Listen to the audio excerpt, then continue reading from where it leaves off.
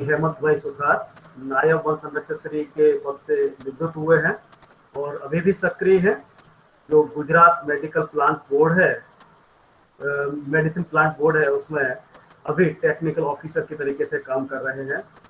One विभाग में जब तक वो थे तब तक हमारा काफी लंबा परिचय रहा। विद्यार्थियों से सीधा उनका कम्युनिकेशन, जो उनकी सक्रियता बहुत रही है। और अभी भी जब भी हम कभी उनसे निवेदन करते हैं, कभी हमसे मना नहीं किया है उन्होंने, और अपनी सेवाएं हमें दी है।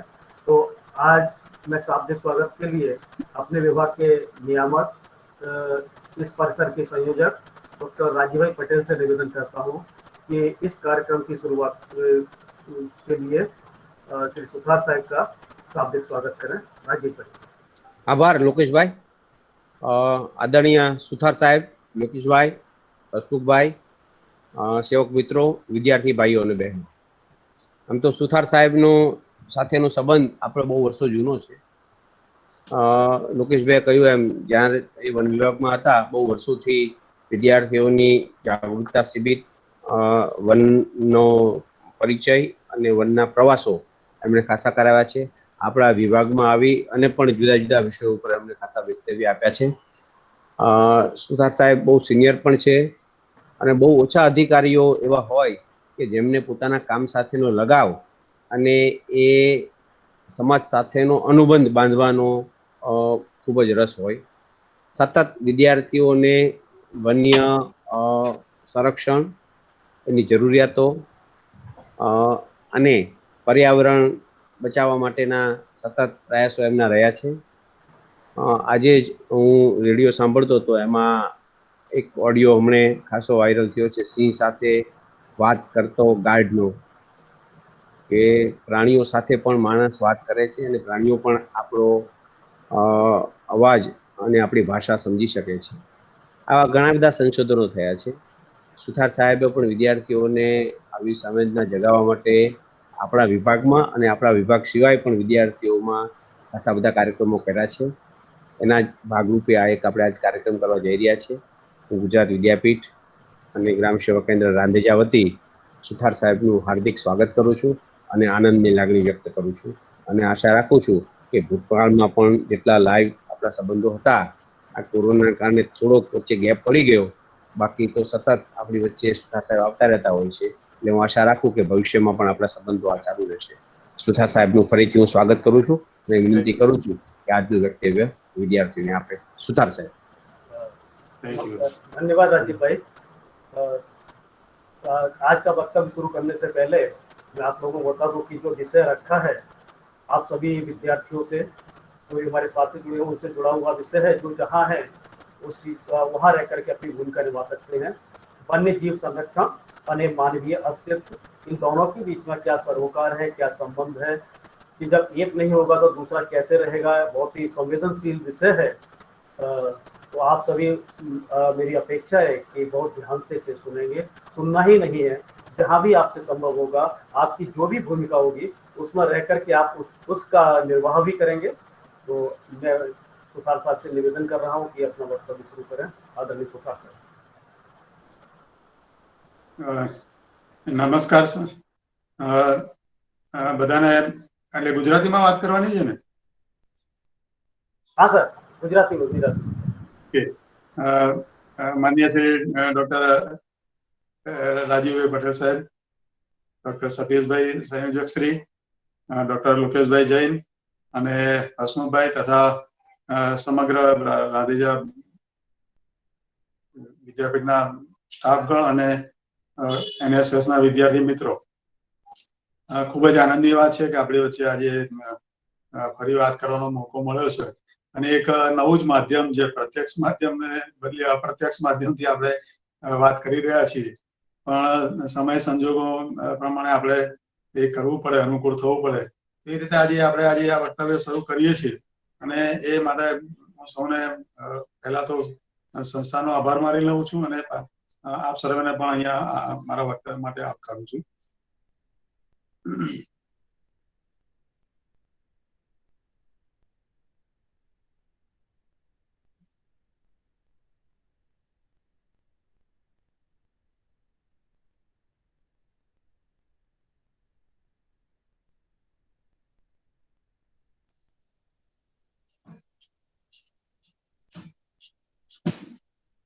વન્યજીવ સંરક્ષણ સંવેદના, આ એક જે એનું ટાઇટલ છે એ ટાઇટલ જ ઘણી બધી વાત કહી જાય છે કે વન્યજીવો પ્રત્યે એટલે સંરક્ષણ માટેની આપણી સંવેદના છે એને જાગૃત કરવાની છે. એટલે આ કાર્યક્રમનો વિષય ખૂબ જ સરસ રીતે પસંદ કર્યો છે આપણે. અને એ સંવેદના જ્યાં સુધી ના હોય ત્યાં સુધી એટલે એવું કહેવાય છે કે તમારામાં સંવેદના હોય તો તમને કોઈ સંરક્ષણ કરવા માટેની ભાવના કે જીવદયાની ભાવના એ આપણામાં પેદા થતી હોય છે. એટલે સૌથી પહેલું તો એક કે વન્યજીવો પ્રત્યેની આપણી સંવેદનાને જગાડવાની છે. એક સુંદર કાર્યક્રમ આપણે ગોઠવ્યો છે. અને જે વિષય જે છે એટલે હું ફરીથી સંસ્થાનો આભાર માનું તો વિષય જે છે આપણો વન્યજીવ સંરક્ષણ અને માનવીય અસ્તિત્વ. હવે આ વિષય પણ એટલો જ મજાનો છે ને એનો જો અર્થઘટન કરવા જઈએ તો આપણને એમ થાય કે વન્યજીવનું સંરક્ષણ કરવાની પહેલી વાત આવે. અને આપણે એવું કહીએ કે માનવીય અસ્તિત્વ એટલે શું આપણે વન્યજીવ સંરક્ષણ સાથે આપણું માનવનું અસ્તિત્વ જોડાયેલું છે? એટલે માણસ હંમેશા પોતાના સ્વાર્થીપણાથી વિચારતો હોય કે આમાં મને શું લાભ થવાનો છે, કે મારે કોઈ વાઘ, સિંહ, દીપડા કે આ છે તે છે કે પ્રાણીઓ કે બીજા જીવો કેમ બચાવવાના, અને એ બચાવવા માટેની બીજી ભાવનાઓ કરતા એને પોતાના ફાયદાની ને લાભની વાત વ્યક્તિ વધારે વિચારતો હોય. એટલે માનવી એવું વિચારે કે મને ફાયદો થાય તો હું આ કામ કરીશ. તો આ એક બહુ જ જોઈએ કે આમાં એક પ્રકારની સ્વાર્થીપણું છે. અને આ વિચારસરણી થોડીક આપણે એને સહમત ન થઈએ એવી વાત તો છે. તો માનવીય અસ્તિત્વ કેવી રીતે ટકી શકે, વન્યજીવોનું સંરક્ષણ કરવું કેટલું જરૂરી છે એની વાત આપણે કરીએ તો અંગ્રેજીમાં કહે કે wildlife conservation and human existence, માનવ અસ્તિત્વ. તો જ્યારે વન્યજીવ સપ્તાહની ઉજવણી કરી રહ્યા છે એટલે 2 ઓક્ટોબર થી 8મી ઓક્ટોબર વચ્ચે આપણે વન્યજીવ સપ્તાહની ઉજવણી કરીએ છીએ, તો આપણે એમ કહીએ કે આ જ તારીખ કેમ, કે આ જ સમયનો ગાળો કેમ. તો આ બધા બહુ સરસ બધા જાણો. એક તો જે 2 ઓક્ટોબરે આપણા ગુજરાતના પનોતા પુત્ર, ભારતના પનોતા પુત્ર એવા રાષ્ટ્રપિતા શ્રી મહાત્મા ગાંધીજીનો જન્મદિવસ છે, એટલે જન્મજયંતિ છે. અને એ જન્મજયંતિના એક યાદરૂપે કે ભાગરૂપે આપણે આ કાર્યક્રમ સપ્તાહ ઉજવવા માટેનું ભારત સરકાર દ્વારા નક્કી થયું. હવે એમાં વન્યજીવો સાથે જોડવા માટેનું જો મુખ્ય કારણ આપણે કહીએ તો વન્યજીવો સાથે મુખ્ય રીતે કેમ જોડવાનું, તો અહિંસા નો જે મુખ્ય સંદેશ મહાત્મા ગાંધીજી આખા વિશ્વને આપેલો છે, તો એ અહિંસા એ વન્યજીવો પ્રત્યેની અહિંસા એ પણ એટલી જ મહત્વની વાત છે કે માનવ પ્રત્યેની અહિંસા એટલે ની વાત તો હોય, પણ એ વન્યજીવો પ્રત્યેની અહિંસા એ બહુ મોટો ભાગ આમાં ભજવે છે. અને એ જ આપણે માટે જરૂરી છે. ઓકે, જો તો આમાં ગયું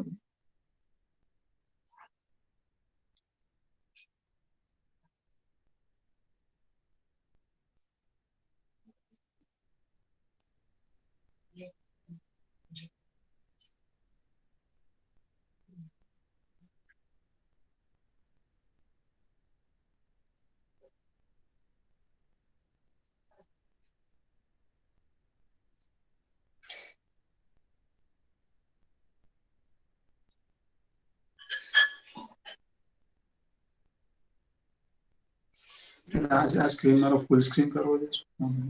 મેં નથી કર્યું, આ જતું રહ્યું છે. ત્યાંથી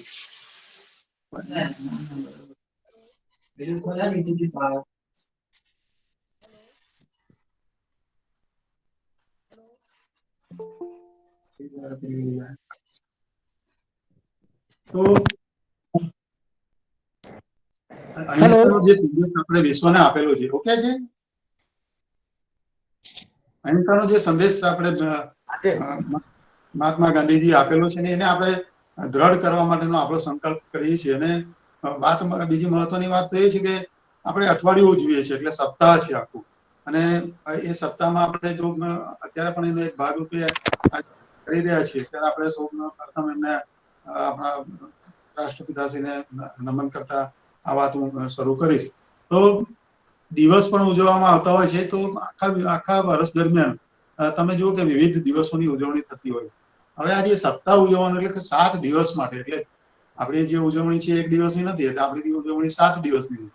અને એમાં જે સામાન્ય માણસ જે છે એને વન્યજીવો પ્રત્યેની સંવેદના, પ્રેમ કે રક્ષણની ભાવના જગાડવા માટે આપણે આ સપ્તાહ ઉજવીએ છીએ કે એક જાગૃતિ આવે ને એ રીતે આપણું સંરક્ષણ થાય. આપણા પાસે જે વન્યજીવો છે, જે સંપત્તિ છે કે જે સમૃદ્ધિ છે પ્રાકૃતિક, એ સંપદાને આપણે બચાવવા માટેના આપણા પ્રયત્નો આ દરમિયાનમાં વધુ સઘન રીતે કરીએ.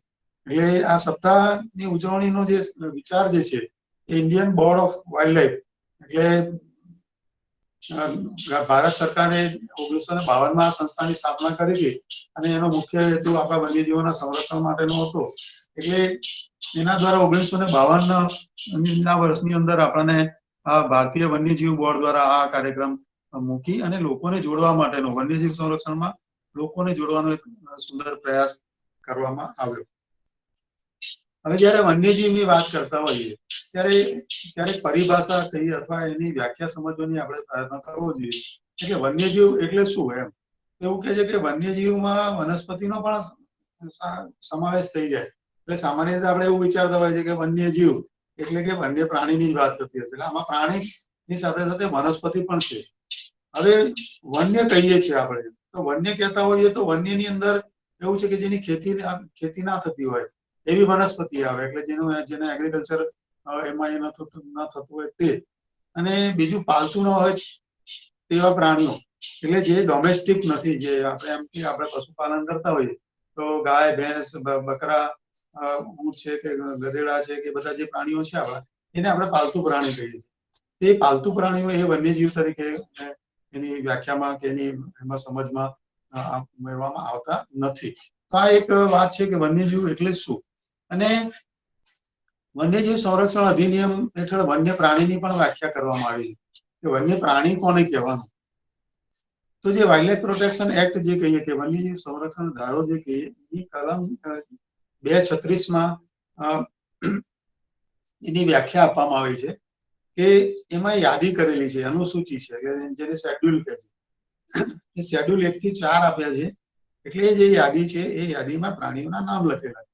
હવે જે પ્રાણીઓના નામ લખેલા છે એ વાઇલ્ડ લાઇફ એટલે કે વન્યજીવ સંરક્ષણ ધારો છે એના કાયદાના અમલ માટે એ પ્રાણી બાબતે કોઈ ગુનો બનતો હોય, એના પ્રત્યેના વર્તન બાબતે કોઈ ગુનો બનતો હોય તો એને વન્ય પ્રાણીની યાદીમાં સામેલ કરેલા હોય તો એ આ કાયદા હેઠળ પગલાં લેવાને માટે જરૂરી બને છે. તો આ એક અનુસૂચિ 1 થી 4 બનાવેલી છે. ટોટલ 6 અનુસૂચિ છે, જેમાં 5 અને 6 જે એમાં છે એમાં એક વર્મીન પણ છે કે જેમાં એ પ્રાણીઓનો શિકાર થાય તો કોઈ ગુનો બનતો નથી હોતો. તો આ એક જે છે અનુસૂચિ 1 થી 4 એ વન્ય પ્રાણી એ પ્રમાણે આપણે વાઇલ્ડ લાઇફ એક્ટ માટે ગણતા હોઈએ છીએ. હવે અહીંયા જો પ્રાણી લખ્યું છે જે વિશ્વ પ્રાણી દિન, અને બહુ સ્પષ્ટ થઈ જાય છે કે પ્રાણી એટલે કોઈ પણ પ્રાણી, એમાં પછી પાલતુ અને વન્ય એ બંને આવી જાય. તો વન્ય પ્રાણી અને પાલતુ પ્રાણી એનો જે દિવસ છે જોગાનું જોગ 4મી ઓક્ટોબરથી, એટલે આપણે 2જી ઓક્ટોબર થી 8મી ઓક્ટોબર નું અઠવાડિયું ગણીએ, સપ્તાહ ગણીએ તો સપ્તાહમાં 4મી ઓક્ટોબર છે એ દિવસે પણ એક વચ્ચે પ્રાણી દિવસ તરીકે વર્લ્ડ એનિમલ ડે એ વિશ્વ પ્રાણી દિવસ છે, એટલે આખું વિશ્વ એને પ્રાણી દિવસ તરીકે પણ ઉજવે છે. જ્યારે વાઇલ્ડ લાઇફ વીક છે મોટાભાગે આપણે ભારત સરકાર અને આપણે ભારતની અંદર એની ઉજવણી કરતા હોઈએ છીએ. હવે જે વર્લ્ડ વાઇલ્ડ લાઇફ ડે આ પણ એક બીજો દિવસ છે જેમાં વિશ્વ વન્યજીવ દિવસ છે. હવે જો પેલું વાઇલ્ડ એનિમલ ડે હતો, અહીંયા વિશ્વ વન્યજીવ દિવસ છે. એટલે આ બંને વચ્ચેનો ફરક છે, પેલું 4મી ઓક્ટોબર અને 3જી માર્ચ. હવે આપ સૌ આ સંસ્થાના નામથી પરિચિત હશો કે જેની અંદર convention on international trade in endanger species of wild fauna and flora, means કે આ આંતરરાષ્ટ્રીય વેપાર કોનો હતો કે એન્ડેન્જર સ્પીસીસ કે ભય હેઠળની જે જાતો છે એનો આંતરરાષ્ટ્રીય વેપાર એ વાઇલ્ડ ફોના અને ફ્લોરા અને ફોના એટલે કે વનસ્પતિ અને પ્રાણીઓ. તો વનસ્પતિ અને પ્રાણીઓનો આંતરરાષ્ટ્રીય ભય હેઠળની આંતરરાષ્ટ્રીય જે વેપાર છે એનું કન્વેન્શન એટલે કે ટ્રીટી અથવા કે કરાર કહીએ, એ કરાર જે છે એ આ સંસ્થા હેઠળ થયેલા છે. એટલે આ જે સાયટીસ કહેવામાં આવે છે, સાયટીસ નામની સંસ્થા બહુ મહત્વની છે ને આપણે જયારે વન્યજીવ સંરક્ષણની વાત કરીએ ત્યારે આપણે સાયન્ટિસ્ટ વિશે માહિતી હોવી જોઈએ ને જાણકારી હોવી જોઈએ.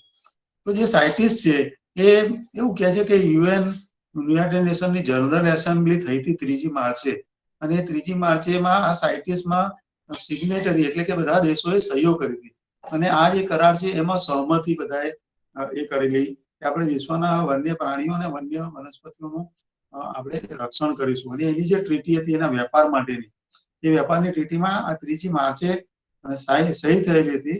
એટલે એ કરાર જે થયો વૈશ્વિક કરાર, એની યાદરૂપે આપણે વર્લ્ડ વાઇલ્ડ લાઇફ ડે એટલે કે 3જી માર્ચના દિવસે એની ઉજવણી કરી છે. આ 3જી માર્ચના દિવસે જ આ કરાર ઉપર બધા દેશોએ સહી કરી હતી. હવે વર્લ્ડ વાઇલ્ડ લાઇફ ડે વર્ષ 2020 એનો થીમ એટલે કે વિષય વસ્તુ, આપણે સર્વે જાણો છો કે આપણે સમગ્ર વર્ષ દરમિયાન જુદા જુદા દિવસોની ઉજવણી કરી, અને આ ઉજવણી માટે જે ઉજવણીનો જેને સંસ્થાએ સંદેશ આપ્યો હોય એમાં વિષય નક્કી કરવામાં આવે છે, વિષય વસ્તુ કે આ વર્ષે આપણે એવો કયો વિષય રાખીશું કે જે વિષય તરફ લોકોનું ધ્યાન ખેંચાય અને એ વિષય તરફ આપણે લોક જાગૃતિ કરીએ અને એ વિષય તરફ આપણે થોડું વધારે કાર્યક્ષમતા વધારીને કામ કરીએ. તો આ વખતનો જે વિષય વસ્તુ હતો, થીમ હતું, એ હતું કે sustaining all life on earth. એ જે આપણા વિષયને પણ એકદમ જોડાઈ જાય છે કે sustaining all life on earth, એનો મતલબ કે પૃથ્વીના સર્વ જીવોનું ટકાઉપણું, એની નિરંતરતા. એટલે પૃથ્વી પર જેટલા પણ જીવો છે એ બધા જીવોને આપણે હિન્દીમાં પૃથ્વી પર સભી જીવો કો બનાए રખના, એટલે આપણે એકલાય ટકી રહેવાનું છે, આપણે એકલાય જીવતા રહેવાનું છે, કે આપણે એકલાય માનવો એકલાય નથી રહેવાનું. આપણે પૃથ્વી પર જેટલા પણ જીવો છે બધાને આપણે એકબીજાના સમન્વયથી કે સહઅસ્તિત્વથી આપણે એકબીજાને જાળવી રાખીએ અને એમાં આપણે સમજી શકીએ કે એમાં માણસની જે ફરજ છે એ આપણી માનવ જાતિની ફરજ છે ખૂબ જ સરસ રીતે આવતી હોય ને આપણે જ મોટા ભાગે કરવાનું આવતું હોય. તો આપણે સૌ જોડાયેલા છીએ. એક નાની કેડી હોય કે વિશાળ વૃક્ષ હોય કે ડોલ્ફિન કે હાથી જેવા પ્રાણીઓ હોય, તો સૂક્ષ્મ જીવોથી લઈ અને વિશાળકાય પ્રાણીઓને આપણે બધા એક સાથે જ આ પૃથ્વી પરના સહનિવાસી છીએ, અને એ લોકોને પણ એટલો જ રહેવાનો, અને આખું પરિવાર છે આપણું. તો એ સંદેશ આ વખતના વન્ય વાઇલ્ડ લાઈફ દિવસનો હતો, અને એ આપણે એની ઉજવણી એ રીતે કરી. તો મિત્રો આ સાથે હવે જયારે પ્રશ્ન આવે છે કે જો કે ભાઈ વન્યજીવોનું સંરક્ષણ કરવાનું હોય તો એની અંદર કેવી વાત હોય કે સંરક્ષણ માટે જરૂરિયાત કેમ ઊભી થઈ, એના કારણો શું છે, કે શું એવું છે જે માનવીય પ્રવૃત્તિઓને કારણે વન્યજીવો પર અસર કરતું હોય. તો એના જે મુખ્ય કારણો કહેવાય છે કે સૌથી પહેલું માનવીય પ્રવૃત્તિ એવી છે કે જેને કારણે વન્યજીવો પર બહુ મોટી અસર થઈ રહી છે, એની સંખ્યા ઘટી રહી છે અને ઘણા વન્યજીવો લુપ્ત થઈ રહ્યા છે. એટલે પહેલું તો વાસસ્થાન લુપ્ત થવાનું, જેને લોસ ઓફ હેબિટાટ કહે. એ જે વન્યજીવો છે એમનું જે હેબિટાટ છે, એમના જે વાસસ્થાન છે, એટલે કે એના જંગલો હોય, એની નદીઓ હોય, તળાવો, સમુદ્ર, ગ્રાસલેન્ડ હોય કે રણ પ્રદેશો હોય, એ બધામાં એમના રહેઠાણોનો નાશ થઈ રહ્યો છે. એની જુદી જુદી ઇકોસિસ્ટમમાં નાશ થઈ રહ્યો છે. અને નાશ થવા માટેના કારણોમાં તમે પહેલું તો આપણે સમજીએ કે ઉદ્યોગીકરણ, કે આપણે ઉદ્યોગોમાં એટલું બધું ઉદ્યોગીકરણો માટે ઇન્ડસ્ટ્રીઝની બધી સ્થાપનાઓ થઈ છે, અને એ કહેવાય છે કે ઉદ્યોગીકરણનો જયારે પ્રવાહ ચાલુ થયો કે જે દિશા તરફ આપણે આગળ વધવાનું ચાલુ થયું, ત્યારથી આ ઘણી બધી પ્રદૂષણની સમસ્યાઓ અને વાસસ્થાન લુપ્ત થવાની સમસ્યાઓ વધતી ગઈ. હવે બીજું કારણ છે કે ખેતી. જેમ જેમ માણસની એટલે માનવોની વસ્તી વધતી ગઈ એમ એમ આપણને વધુ જમીનની જરૂર પડતી ગઈ. એટલે કે વધુ ખોરાક માટે વધુ ખેતી, અને વધુ ખેતી માટે વધુ જમીન, અને વધુ જમીન માટે એ જમીનની ઉપલબ્ધતા કરવા માટે જંગલો જે વિસ્તાર છે, કે જ્યાં વન વિસ્તારો છે ત્યાં આગળ કે જુદી જુદી ઇકોસિસ્ટમના વિસ્તારો છે, એવા જે ગ્રાસલેન્ડ ના હોય કે ગોચર ના હોય કે બીજા પડતર જમીનો હોય કે ખરાબા હોય, એ બધા આપણે ધીરે ધીરે કરતા ખેતીની જમીન હેઠળ લેવા લાગ્યા છે. અને આ બધા વિસ્તારોમાં જે વન્યજીવો રહેતા હોય, વાસ કરતા હોય, એ બધા વિસ્તારો ધીરે ધીરે ખેતીની જમીનમાં પરિવર્તિત થાય. કે ત્યાંના જે વન્યજીવો છે એને રહેવા માટે કઈ જગ્યા ના રહે, એ લોકો ત્યાંથી કાં તો જતા રહે અથવા જે શિફ્ટ ન થઈ શકે, એટલે કે સ્થળાંતર ના થઈ શકે, એવા જીવો ત્યાં પોતે મરી જતા હોય અથવા લુપ્ત થતા હોય. તો ખેતી પણ એક મોટું જમીન એટલે જમીનનો બદલાવ એ મોટું કારણ છે. ત્રીજું છે આર્થિક વિકાસ.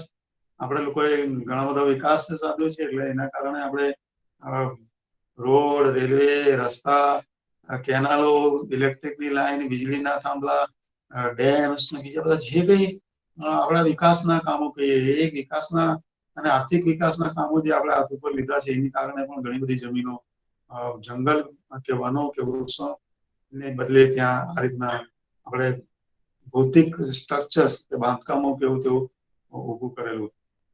સાથે સાથે અધિક ચરિયાણ. હવે અધિક ચરિયાણ જે કે છે એને ઓવર ગ્રેઝિંગ કહે છે. એટલે કે આપણે તમે બધા તો ગ્રામ્ય કક્ષાએ ઘણું બધું કામ કરો છો.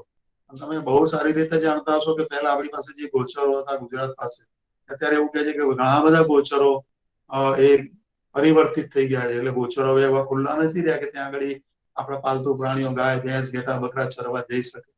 એટલે હવે જયારે ગોચરની જમીનો નથી રહી ગામોમાં, ત્યારે પ્રાણીઓ ચરવા માટે તો જાય છે. પ્રાણીઓની સંખ્યા તો લગભગ એ જ છે.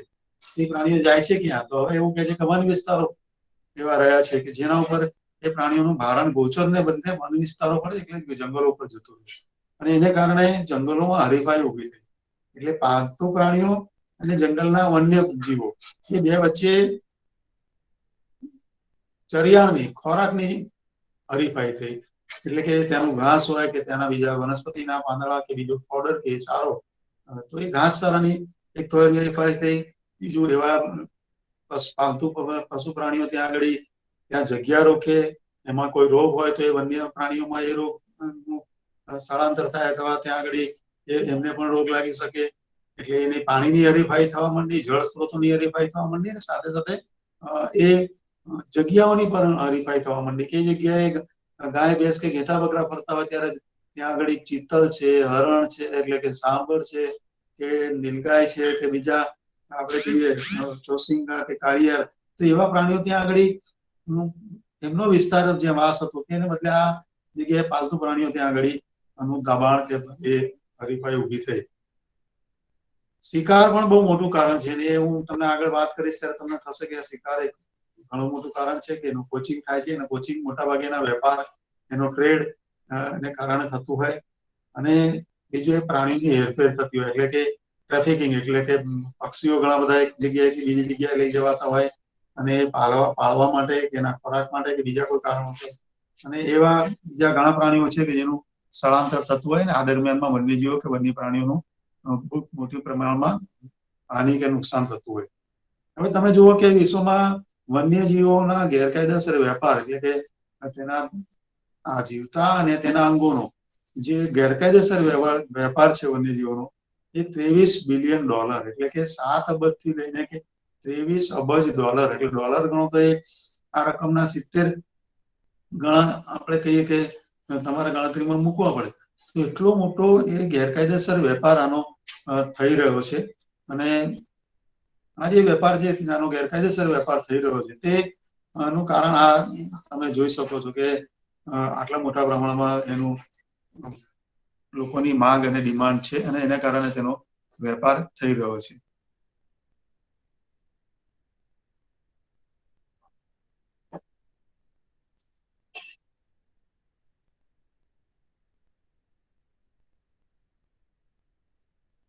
કેમ જતું રહે છે વારે?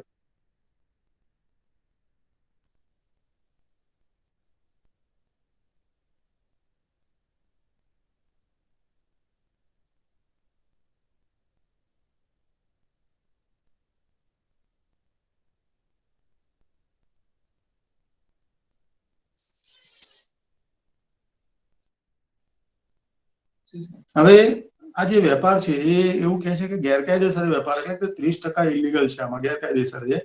અને આ વેપારનું પ્રમાણ જોઈએ ને તો નાર્કોટિક્સ, એટલે જે માદક દ્રવ્યો જે છે, એ માદક દ્રવ્યોના જે વેપાર છે એ પહેલા નંબર પર આવે છે. અને એની સામે આ ગેરકાયદેસર વેપાર ઇલીગલ, એમાંથી 30% થાય છે. એ વન્યજીવોના જે ગેરકાયદેસર વેપાર છે બીજા ક્રમે આવે છે. એટલે આપણે એની ગંભીરતા અને એનું પ્રમાણ તમે સમજી શકો છો. જે વન્યજીવોનો ગેરકાયદેસર વેપાર છે, એમાં જો થોડા આંકડા જોઈએ તો 40,000 પ્રાઇમેટ એટલે કે વાંદરા, માકડા, ઓરાંગુટાન ગોરીલા એવા જીવો એના જીવો અને જીવતા પાછા, એટલે કે વાંદરા છે, માકડા છે, ચિમ્પાન્જી છે, બધાને જીવતા પ્રાણીઓનો 40,000 પ્રાણીઓનો વેપાર થાય છે. પછી બીજો જે વેપાર છે કે હાથીદાંતનો, અને એમાં એવું કહે છે કે આફ્રિકન હાથી જે છે એ 90,000 જેટલા હાથીદાંતના શિકારને કારણે મારવામાં આવતા હોય છે, એની જરૂરિયાત એટલી રહેતી હોય છે. બીજી જે ઓર્કિડ વનસ્પતિ કહીએ કે જે બહુ રેર પ્રકારની વનસ્પતિ છે ઓર્કિડ, એ 10 લાખ જેટલી ઓર્કિડ. આ જે આંકડા છે મેં મિત્રો વાર્ષિક આંકડા છે, એક વર્ષમાં આટલા. એટલે બીજું જે જીવતા પક્ષીઓ, 40 લાખ જેટલા જીવતા પક્ષીઓનો વેપાર થાય છે. અને ચોથી વાત જે છે જેની અંદર 100 લાખ જેટલા એટલે 10 મિલિયન સરીસૃપની ચામડીઓ. સરીસૃપ એટલે એની અંદર બધા પ્રકારના સાપ આવી ગયા, મગર આવી ગયા, પછી ગરો એટલે કે ઘો, તો એવા બધા પ્રાણીઓ છે એના ચામડાનો પણ શિકાર થાય. એટલે અને એના ચામડાની એવું કે 100 લાખ જેટલા ચામડાની ડિમાન્ડ, એટલે કે દરેક જીવમાંથી એક ચામડું મળતું હોય તો 100 લાખ જેટલા જીવો દર વખતે એટલે કે વેપારને કારણે મળતા હોય કે મારવામાં આવતા હોય. હવે જો કે આ જે છે કે world wide like crime report જે છે, ક્રાઇમ રિપોર્ટ એમ કે છે કે આમાં 7,000 જેટલી પ્રાણી અને વનસ્પતિની જાતિઓ, એટલે વન્ય જાતિઓ જે છે એ પ્રાણીઓની અને વનસ્પતિઓની એ 7,000 જેટલી આ ગેરકાયદેસર વેપારમાં એને હાનિ પહોંચે છે અથવા એનો ઉપયોગ કરવામાં આવે છે. હવે જે મેં અગાઉ કહ્યું તેમ કે એમાં જીવતા પશુ પક્ષીઓનો વેપાર થતો હોય, સાથે સાથે એના અંગોનો. હવે તમે અહીંયા ચિત્રમાં જુઓ કે એના અંગની અંદર એના નખ પણ છે, એના શિંગડા પણ છે, એના વાળ પણ છે, એનું ચામડું પણ છે, એના દાંત પણ હોય. તો એનો શરીરના લગભગ બધા પ્રાણીઓના કોઈ પણ ભાગ એવો નથી કે જેનો શિકાર ના થતો હોય, અને એ શિકારને કારણે એ પ્રાણીને મારવામાં આવતો. તો એના વિવિધ અંગોનો વેપાર.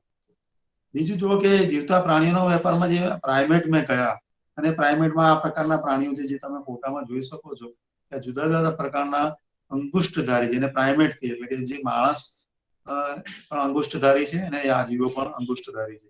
તો એ માણસોને કારણે બીજા અંગુષ્ઠધારી જીવો જીવતા એનો વેપાર થાય છે. હવે જીવતા પક્ષીઓ, તો તમે જુઓ કે જીવતા પક્ષીઓમાં 500 જાતના ભારતીય પક્ષીઓ છે, જે જાતિના જે છે એટલે જુદી જુદી જાતના, એટલે જેમાં પોપટ છે કે મોર છે કે બીજા આપણે એમ કહીએ તો એવા બધા પક્ષીઓની 500 પ્રકારની જાતિઓ તમને જોવા મળે કે જે એનો શિકાર થાય છે. એટલે 500 ટાઈપ ઓફ એ થતી હોય.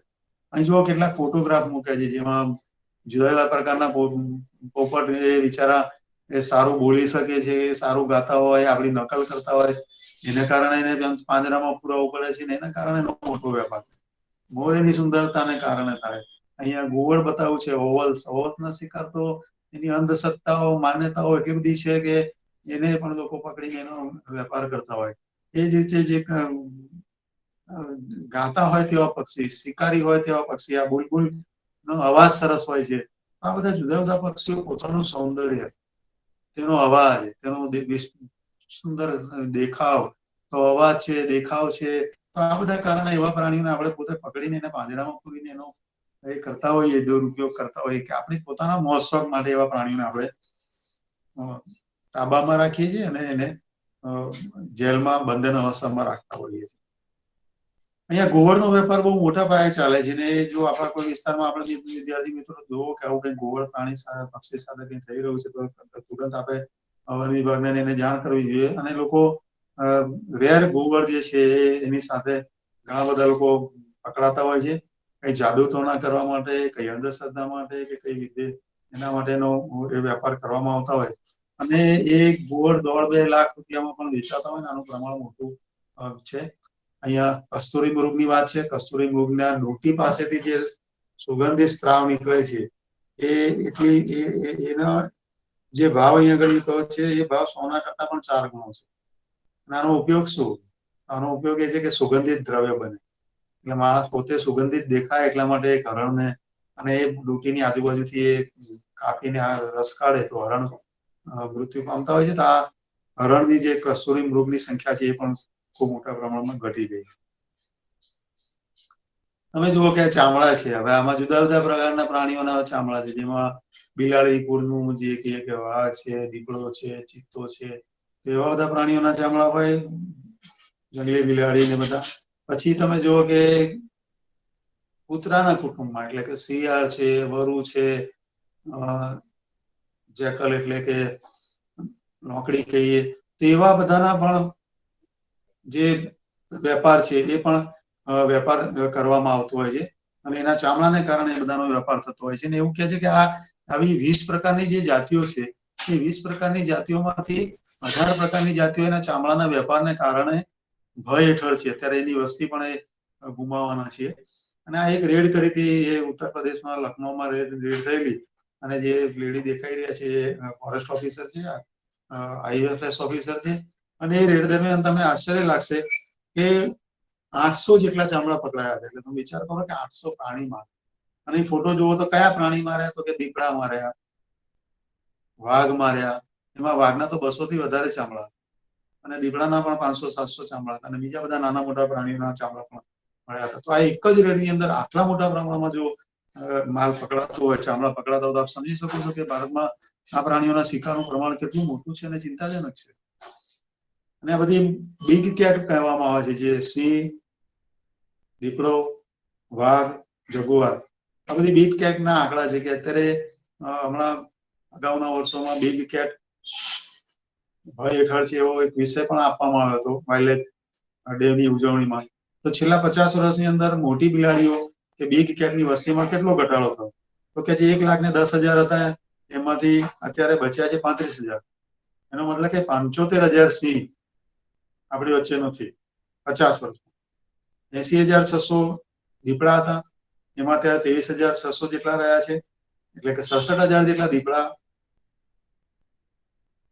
મર્યા, મૃત્યુ પામ્યા, ઓછા થયા. વાઘ 45,000 હતા આખા વિશ્વમાં, એમાંથી હવે 3,000 જેટલા જ વાઘ બચ્યા છે. એમાં 42,000 જેટલા વાઘ ઘટ્યા છે. આ 50 વર્ષનો આંકડો છે મિત્રો.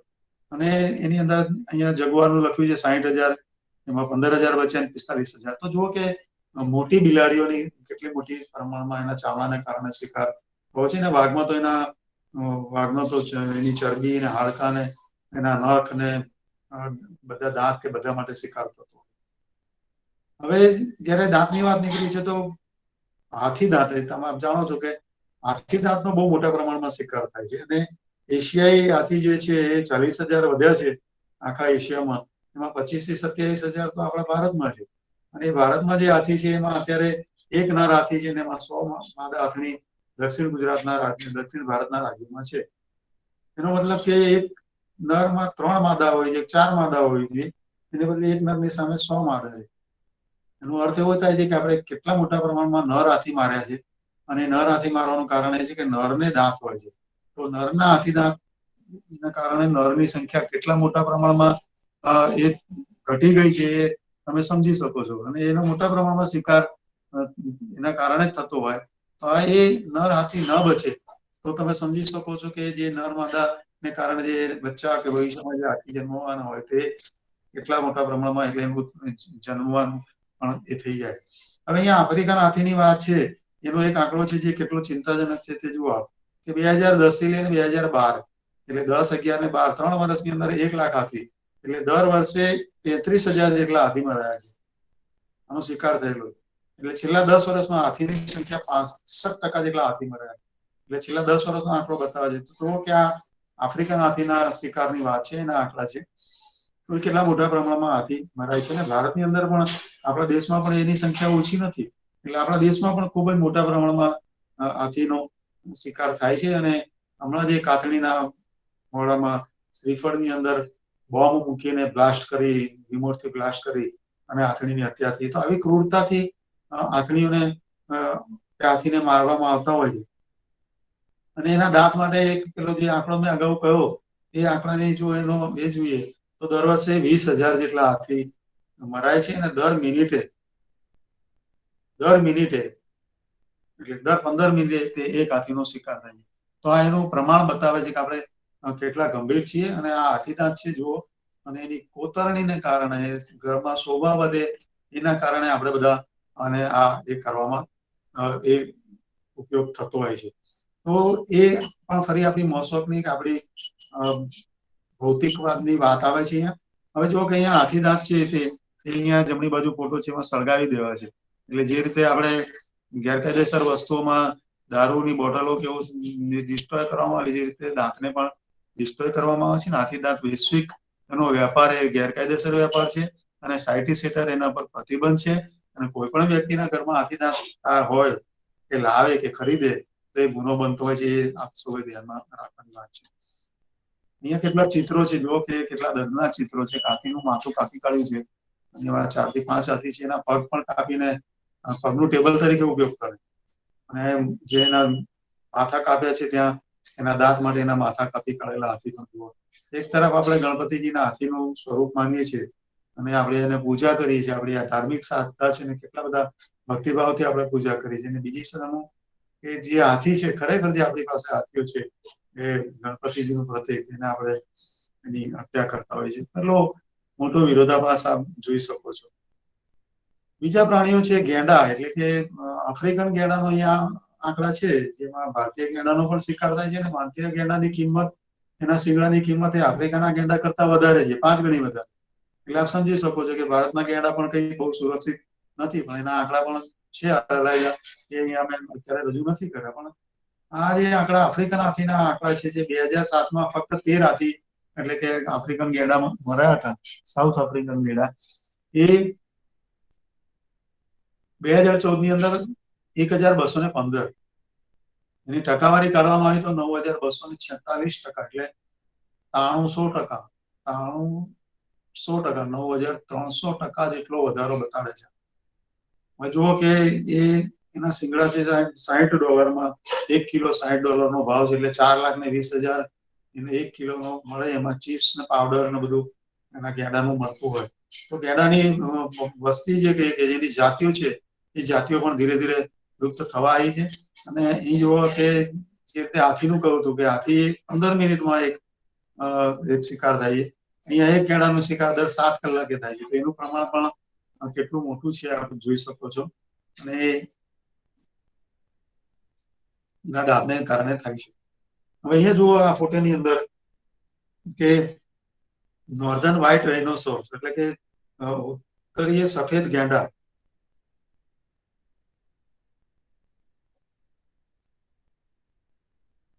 એના રક્ષણ છ જ બચ્યા હતા અને એના રક્ષણ માટે કમાન્ડો મૂક્યા, સ્ટેનગન ભરી બંદૂકો સાથે, કે કોઈ પણ એનો શિકાર ના કરે. અને આપણને એવું હતું કે એના કારણે આપણે બચાવી શકીશું. એટલે અંદર પ્રશ્નો પણ આવી રહ્યા છે કે એને બચાવવા શું કરી શકાય. તો આ એક ઉપાય હતો કે જેમાં એક ગેંડાની પાછળ 5-6 બોડીગાર્ડ મૂકી અને સ્ટેનગન સાથે કે જોવે ને શૂટ કરો. અને એવું આસામમાં એવું છે કે એવો કોઈ પણ જંગલમાં શિકારી દેખાય એને શૂટ જ કરવાના નિયમો છે, કાયદા છે.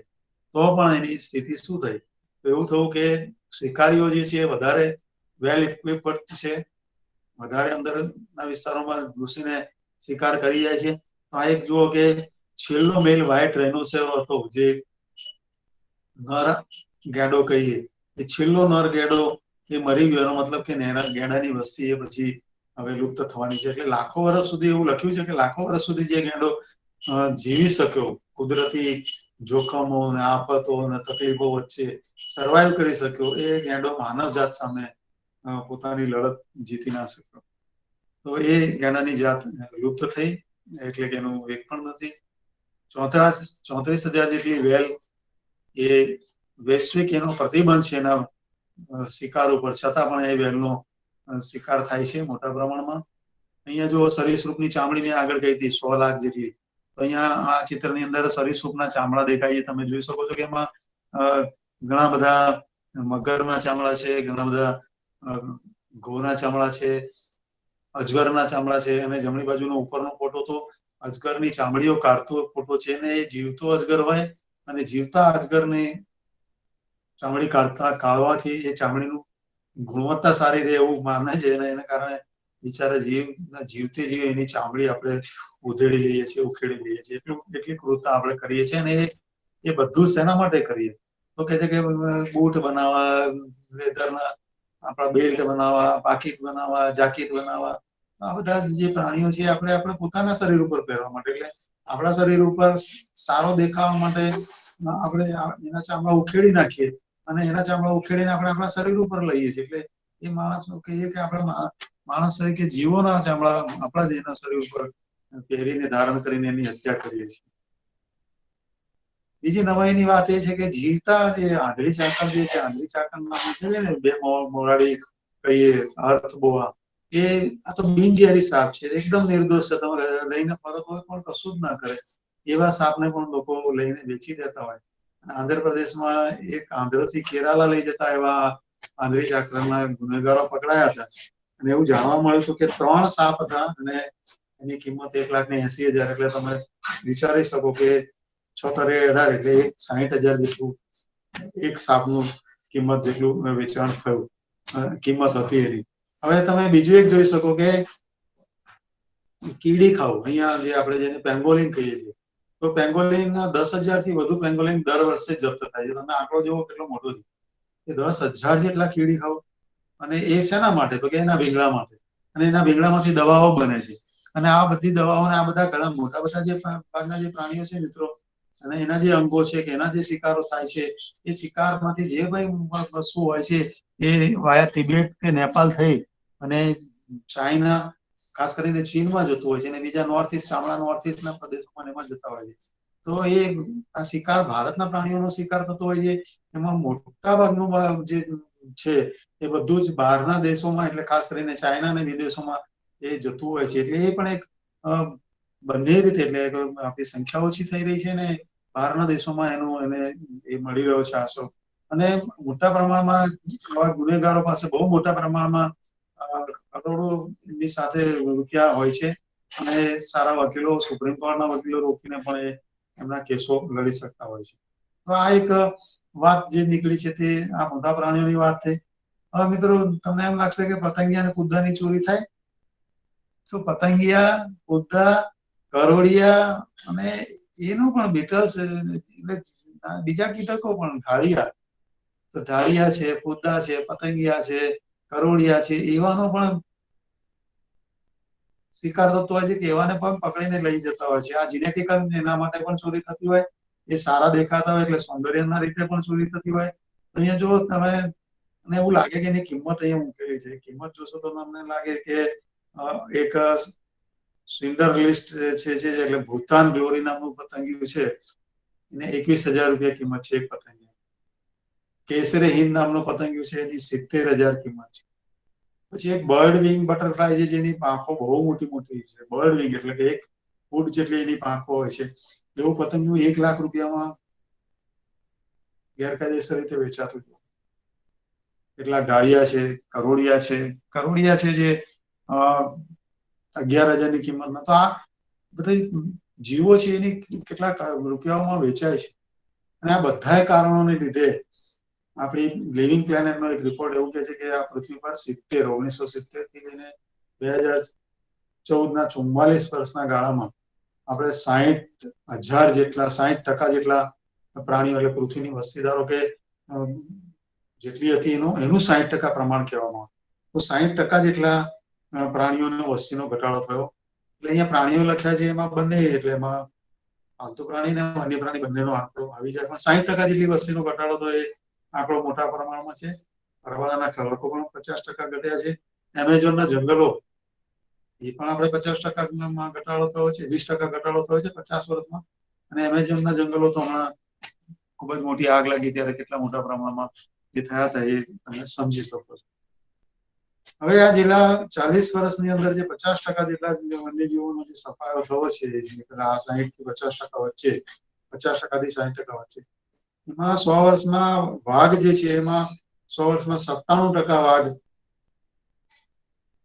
ઘટી ગયા છે. 40 વર્ષમાં 90% જેટલા સિંહની વસ્તી ઘટી છે.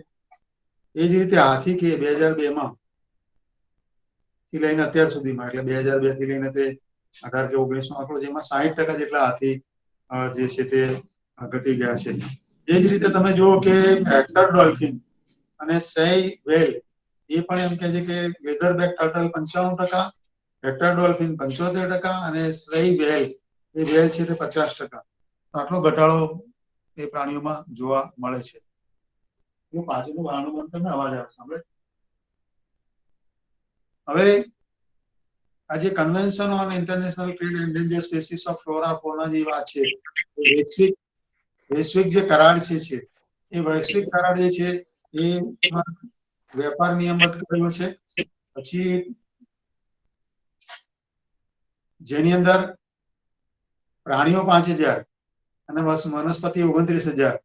તો એનો મતલબ એવો થયો કે 5000 પ્રાણીઓનો વેપાર થાય છે, 29000 વનસ્પતિનો વેપાર થાય છે. અને આ બધાને વેપારમાં નિયમબદ્ધ કરવું પડે. એની યાદી 1, 2, 3 યાદી છે. પહેલી યાદીમાં સૌથી વધુ લુપ્ત થવાના ભય હેઠળ છે, વસ્તી ઓછી થઈ રહી છે, તે આંકડા મૂકેલા છે. અને બીજી ને ત્રીજી યાદીમાં તે પ્રમાણેના ભયના સ્થાન પ્રમાણે તે કરતા હોય છે. તો એનો જે આયાત નિકાસ છે એ આયાત નિકાસ ને ઓથોરાઇઝ એટલે કે એના નિયમબદ્ધ કરવામાં આવે છે એની વસ્તીના આધારે. હવે IUCN નામની સંસ્થા છે કે જે international union for conservation of nature and nature resources, આ નામની એક સંસ્થા છે જે રિયલ ડેટા બુક બહાર પાડે. એટલે એમાં 10,000 જેટલા 11,000 જેટલા વૈજ્ઞાનિકો સંશોધકો છે. અને આ બધા વિશ્વની જે જુદી જુદી જાતિઓ છે એનો અભ્યાસ કરે છે. અને એનું સ્ટેટસ કેવું છે, એની સ્થિતિ કેવી છે, એની સંખ્યા કેટલી છે, એના ભય કેટલા છે, કેટલા ખતરા હેઠળ છે. તો એની જુદી જુદી કેટેગરી હેઠળ આ પ્રાણીઓ અને એ ધોરણ મૂકી અને એક રેડ ડેટા એટલે કે લાલ બુક એટલે ભય હેઠળની બુક એક તૈયાર કરવામાં આવે છે કે કયું પ્રાણી કઈ સ્થિતિમાં છે. તો એને રેડ ડેટા બુક અથવા રેડ લિસ્ટ કહેવામાં આવે છે. કે એમાં તો આવું રેડ લિસ્ટ 1963માં પહેલી વાર મૂકવામાં આવ્યું અને એમાં સમગ્ર વિશ્વની બધી વનસ્પતિઓ અને એની ભય સ્થિતિ અને એ પ્રમાણે એને વિભાજિત કરવામાં આવે. હવે તમે જુઓ કે એમાં જે ભય હેઠળ જે વિભાજિત કરવામાં આવ્યા તેમાં એક તો લુપ્ત, પછી કુદરતી વાસસ્થાનોમાં લુપ્ત, બીજું ગંભીર ભય હેઠળ, નિર્બળ એટલે કે ઓછી સંખ્યામાં, અને ઓછી ચિંતાવાળા અને ભય નજીક, આવી જુદી જુદી કેટેગરીમાં extinct in wild, critically endanger, vulnerable, not threaten અને લીસ્ટ કન્સર્ન. આ રીતના એની જુદી જુદી IUCN દ્વારા એની જુદી જુદી કક્ષાઓ નક્કી કરવામાં આવે. લુપ્તનો મતલબ કે આખા વિશ્વમાં પ્રાણી સંગ્રહાલયમાં અને લેબોરેટરીઓમાં પણ નથી, અને આખા વિશ્વમાં આ પૃથ્વી પર એક પણ પ્રાણી નથી. બીજું એક્સટિંક્ટ ઇન વાઇલ્ડ નો મતલબ કે જંગલોમાં કે કુદરતી વાસસ્થાનોમાં નથી, પણ ક્યાંક લેબોરેટરીમાં કે ક્યાંક પ્રાણી સંગ્રહાલયમાં એ પ્રાણી ઉપલબ્ધ છે અથવા જીવતું છે. પછી ગંભીર ભય હેઠળના પ્રાણીઓ એની વાત છે. તો ગંભીર ભય હેઠળના પ્રાણીઓ ની સંખ્યા પણ ક્રિટિકલ એન્ડેન્જર. તો આ બધી કેટેગરી IUCN દ્વારા નક્કી થયેલી છે. અને એ કેટેગરી નક્કી કરવામાં એનો વસ્તીમાં કેટલો ઘટાડો થાય છે, કેટલા વિસ્તારમાં પૃથ્વીમાં અમુક જ ભાગમાં અમુક પ્રાણી જોવા મળે. એટલે સિંહ ધારો કે ગુજરાતમાં ગીરમાં જ જોવા મળે, ઘોડખર પણ ગુજરાતના ગીરમાં જ જોવા મળે. એ રીતે અમુક પ્રાણીઓ જે છે તે ખૂબ જ મર્યાદિત વિસ્તારમાં જ જોવા મળતો, એટલે આખા વિશ્વમાં બધે ના જોવા મળે. એશિયાટિક લાયન જે છે તે આપણા ત્યાં ગુજરાતમાં એકલા જ જોવા મળે છે, તો એ આખા વિશ્વમાં નથી. એટલા માટે એને એન્ડેમિક પ્રાણી કહેતા હોય છે. તો એવા જો એક વિસ્તારમાંથી જે પ્રાણી લુપ્ત થઈ જાય તો સમજી લો કે આખા વિશ્વમાંથી લુપ્ત થઈ જાય. એટલે કે મર્યાદિત વિસ્તારમાં એની વસ્તીમાં કેટલો ઘટાડો થાય છે, એની વસ્તી કેટલી છે, અને લુપ્ત થવાની સંભાવના કેટલી છે. તો આ બધા થ્રેટન કેટેગરીઝ છે કે ભય હેઠળ કેવી રીતે મૂકવાનું, ભય હેઠળ કઈ રીતે મૂક્યા છે, કઈ રીતે ગણતરી કરી છે. આ એક તમે જોઈ શકો છો. હવે એક આંકડો છે જે 2020માં હમણાં IUCN દ્વારા એની લિસ્ટમાં આવેલો છે, જેમાં એવું કહે છે કે 1,20,000 જેટલા 20,372 જેટલા પ્રાણીઓનો અહીંયા એ થયેલો છે, આકારણી થયેલી છે. એમાં 32,441 સ્કૂલ ભય હેઠળ છે.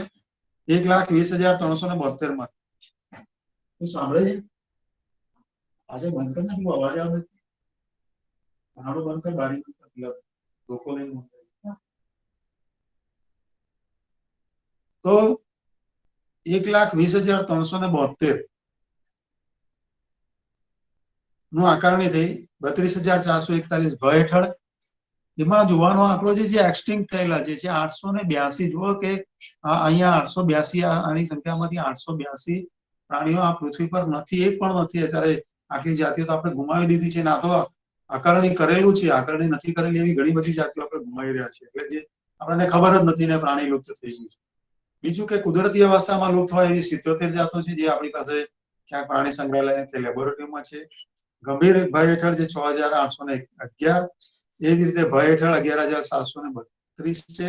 અને વલ્નરેબલ જે ચિંતાજનક છે એવા 13,898, અને જે નોટ થ્રીટન એટલે કે 7,211 એવી છે કે હજી એની એટલી ચિંતાનો પ્રશ્ન નથી.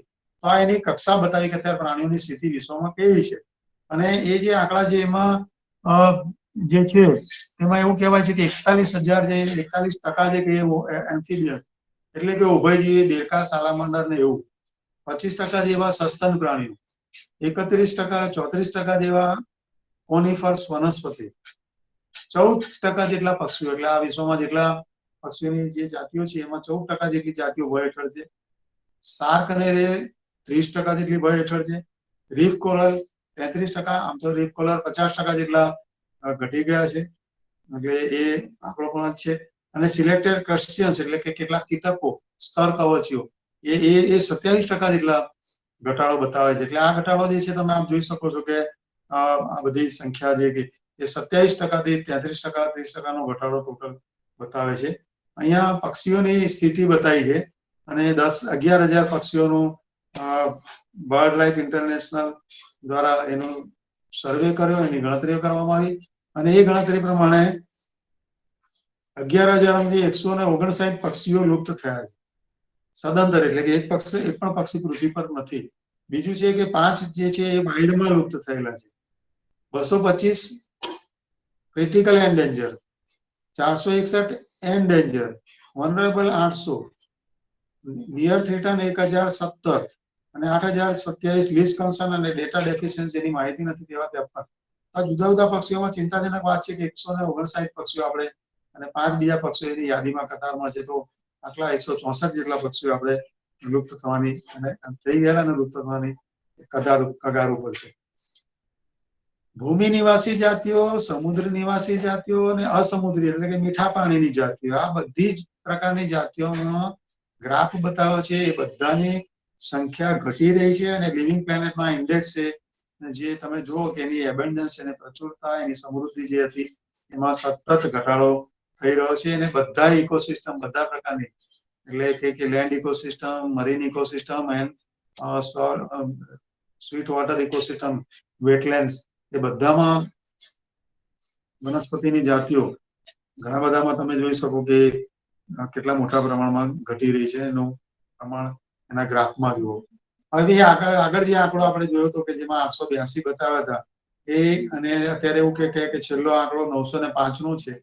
તો 2006 માં 784 જાતિઓ લુપ્ત થયેલી 2006 માં, અને અત્યારનો ફિગર 905 છે, અને એ આંકડો સતત વધતો જાય છે. તો આ વિશ્વમાં 905 જેટલા જાતિઓ લુપ્ત થયેલી જોવા મળે છે. અને આ કેટલાક લુપ્ત થયેલા પ્રાણીઓના ચિત્રો છે, જેમાં મોમોથ એલિફન્ટ, જાવન ટાઈગર, પછી બાલી, રિવર ડોલ્ફિન, જાવન રેનો, ટાસ્માનિયા ટાઈગર, અને અહીંયા જુઓ કે હાફ ઝીબ્રા, હાફ હોર્સ, જે કે કુગાર, આવા પ્રાણીઓ જે છે જે આપણી પૃથ્વી પર અસ્તિત્વ ધરાવતા હતા, આજે આમાંનું એક પણ પ્રાણી નથી. પક્ષીઓની વાત કરીએ તો આ બધા પક્ષીઓ છે, એમાંથી 159 પક્ષીઓ જે લુપ્ત થયા છે એમાંથી કેટલાક છે. એટલે આવું તમે જે ચિત્ર જુઓ તો આવા તો 159 ચિત્રો છે જે આ પૃથ્વી પર અત્યારે એક પણ નથી.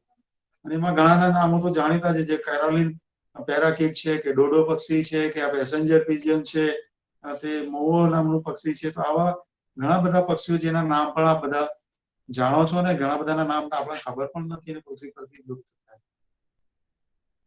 હવે અહીંયા જે ડોડો પક્ષી જે છે, તો તમને ડોડોનું નામ બહુ જાણીતું છે, પણ તમને એક કદાચ જાણીને નવાઈ લાગશે કે ડોડોનું કાલ્પનિક ચિત્ર છે. ડોડોનો ફોટો પણ નથી આપણી પાસે, અને એનું ઇલિસ્ટ્રેશન કરેલું છે. આ કલ્પનાનું ચિત્ર છે, એટલે કોઈ એને કલ્પના કરીને કે આવો આ પક્ષી આવો હોવો જોઈએ, અને એ પક્ષી લુપ્ત થઈ ગયું કે જેને તમે કદી જોયું જ નથી. એવા તો ઘણા બધા પક્ષીઓ કે પ્રાણીઓ કે જીવો છે જેને આપણે કદી જોયા જ નથી અને લુપ્ત થઈ ગયા છે. હવે આ જે લુપ્ત થવાના પ્રમાણમાં આપણે માનવ સાથે જયારે માનવ અસ્તિત્વની વાત કરીએ છીએ, તો માનવની વસ્તી તો 50% જેટલી, એટલે એમાં વધારો બતાવે છે, અને પ્રાણીઓની જાતિઓ કે એની સંખ્યાની અંદર 50-60 જેટલો ઘટાડો બતાવે. એટલે જેટલી માણસની વસ્તી વધી, જેટલી માણસ અને પ્રાણીઓની વસ્તી એટલી એટલે સામે ઘટી છે. આ એક બહુ મોટો વિરોધાભાસ છે કે આપણી વસ્તી હંમેશા વધતી જાય છે અને પ્રાણીઓની વસ્તી ઘટતી જાય છે. માનવ અને વન્ય પ્રાણીઓ વચ્ચેનું સંઘર્ષ, ઘર્ષણ પણ વધતું જાય છે. એટલે તમે જુઓ કે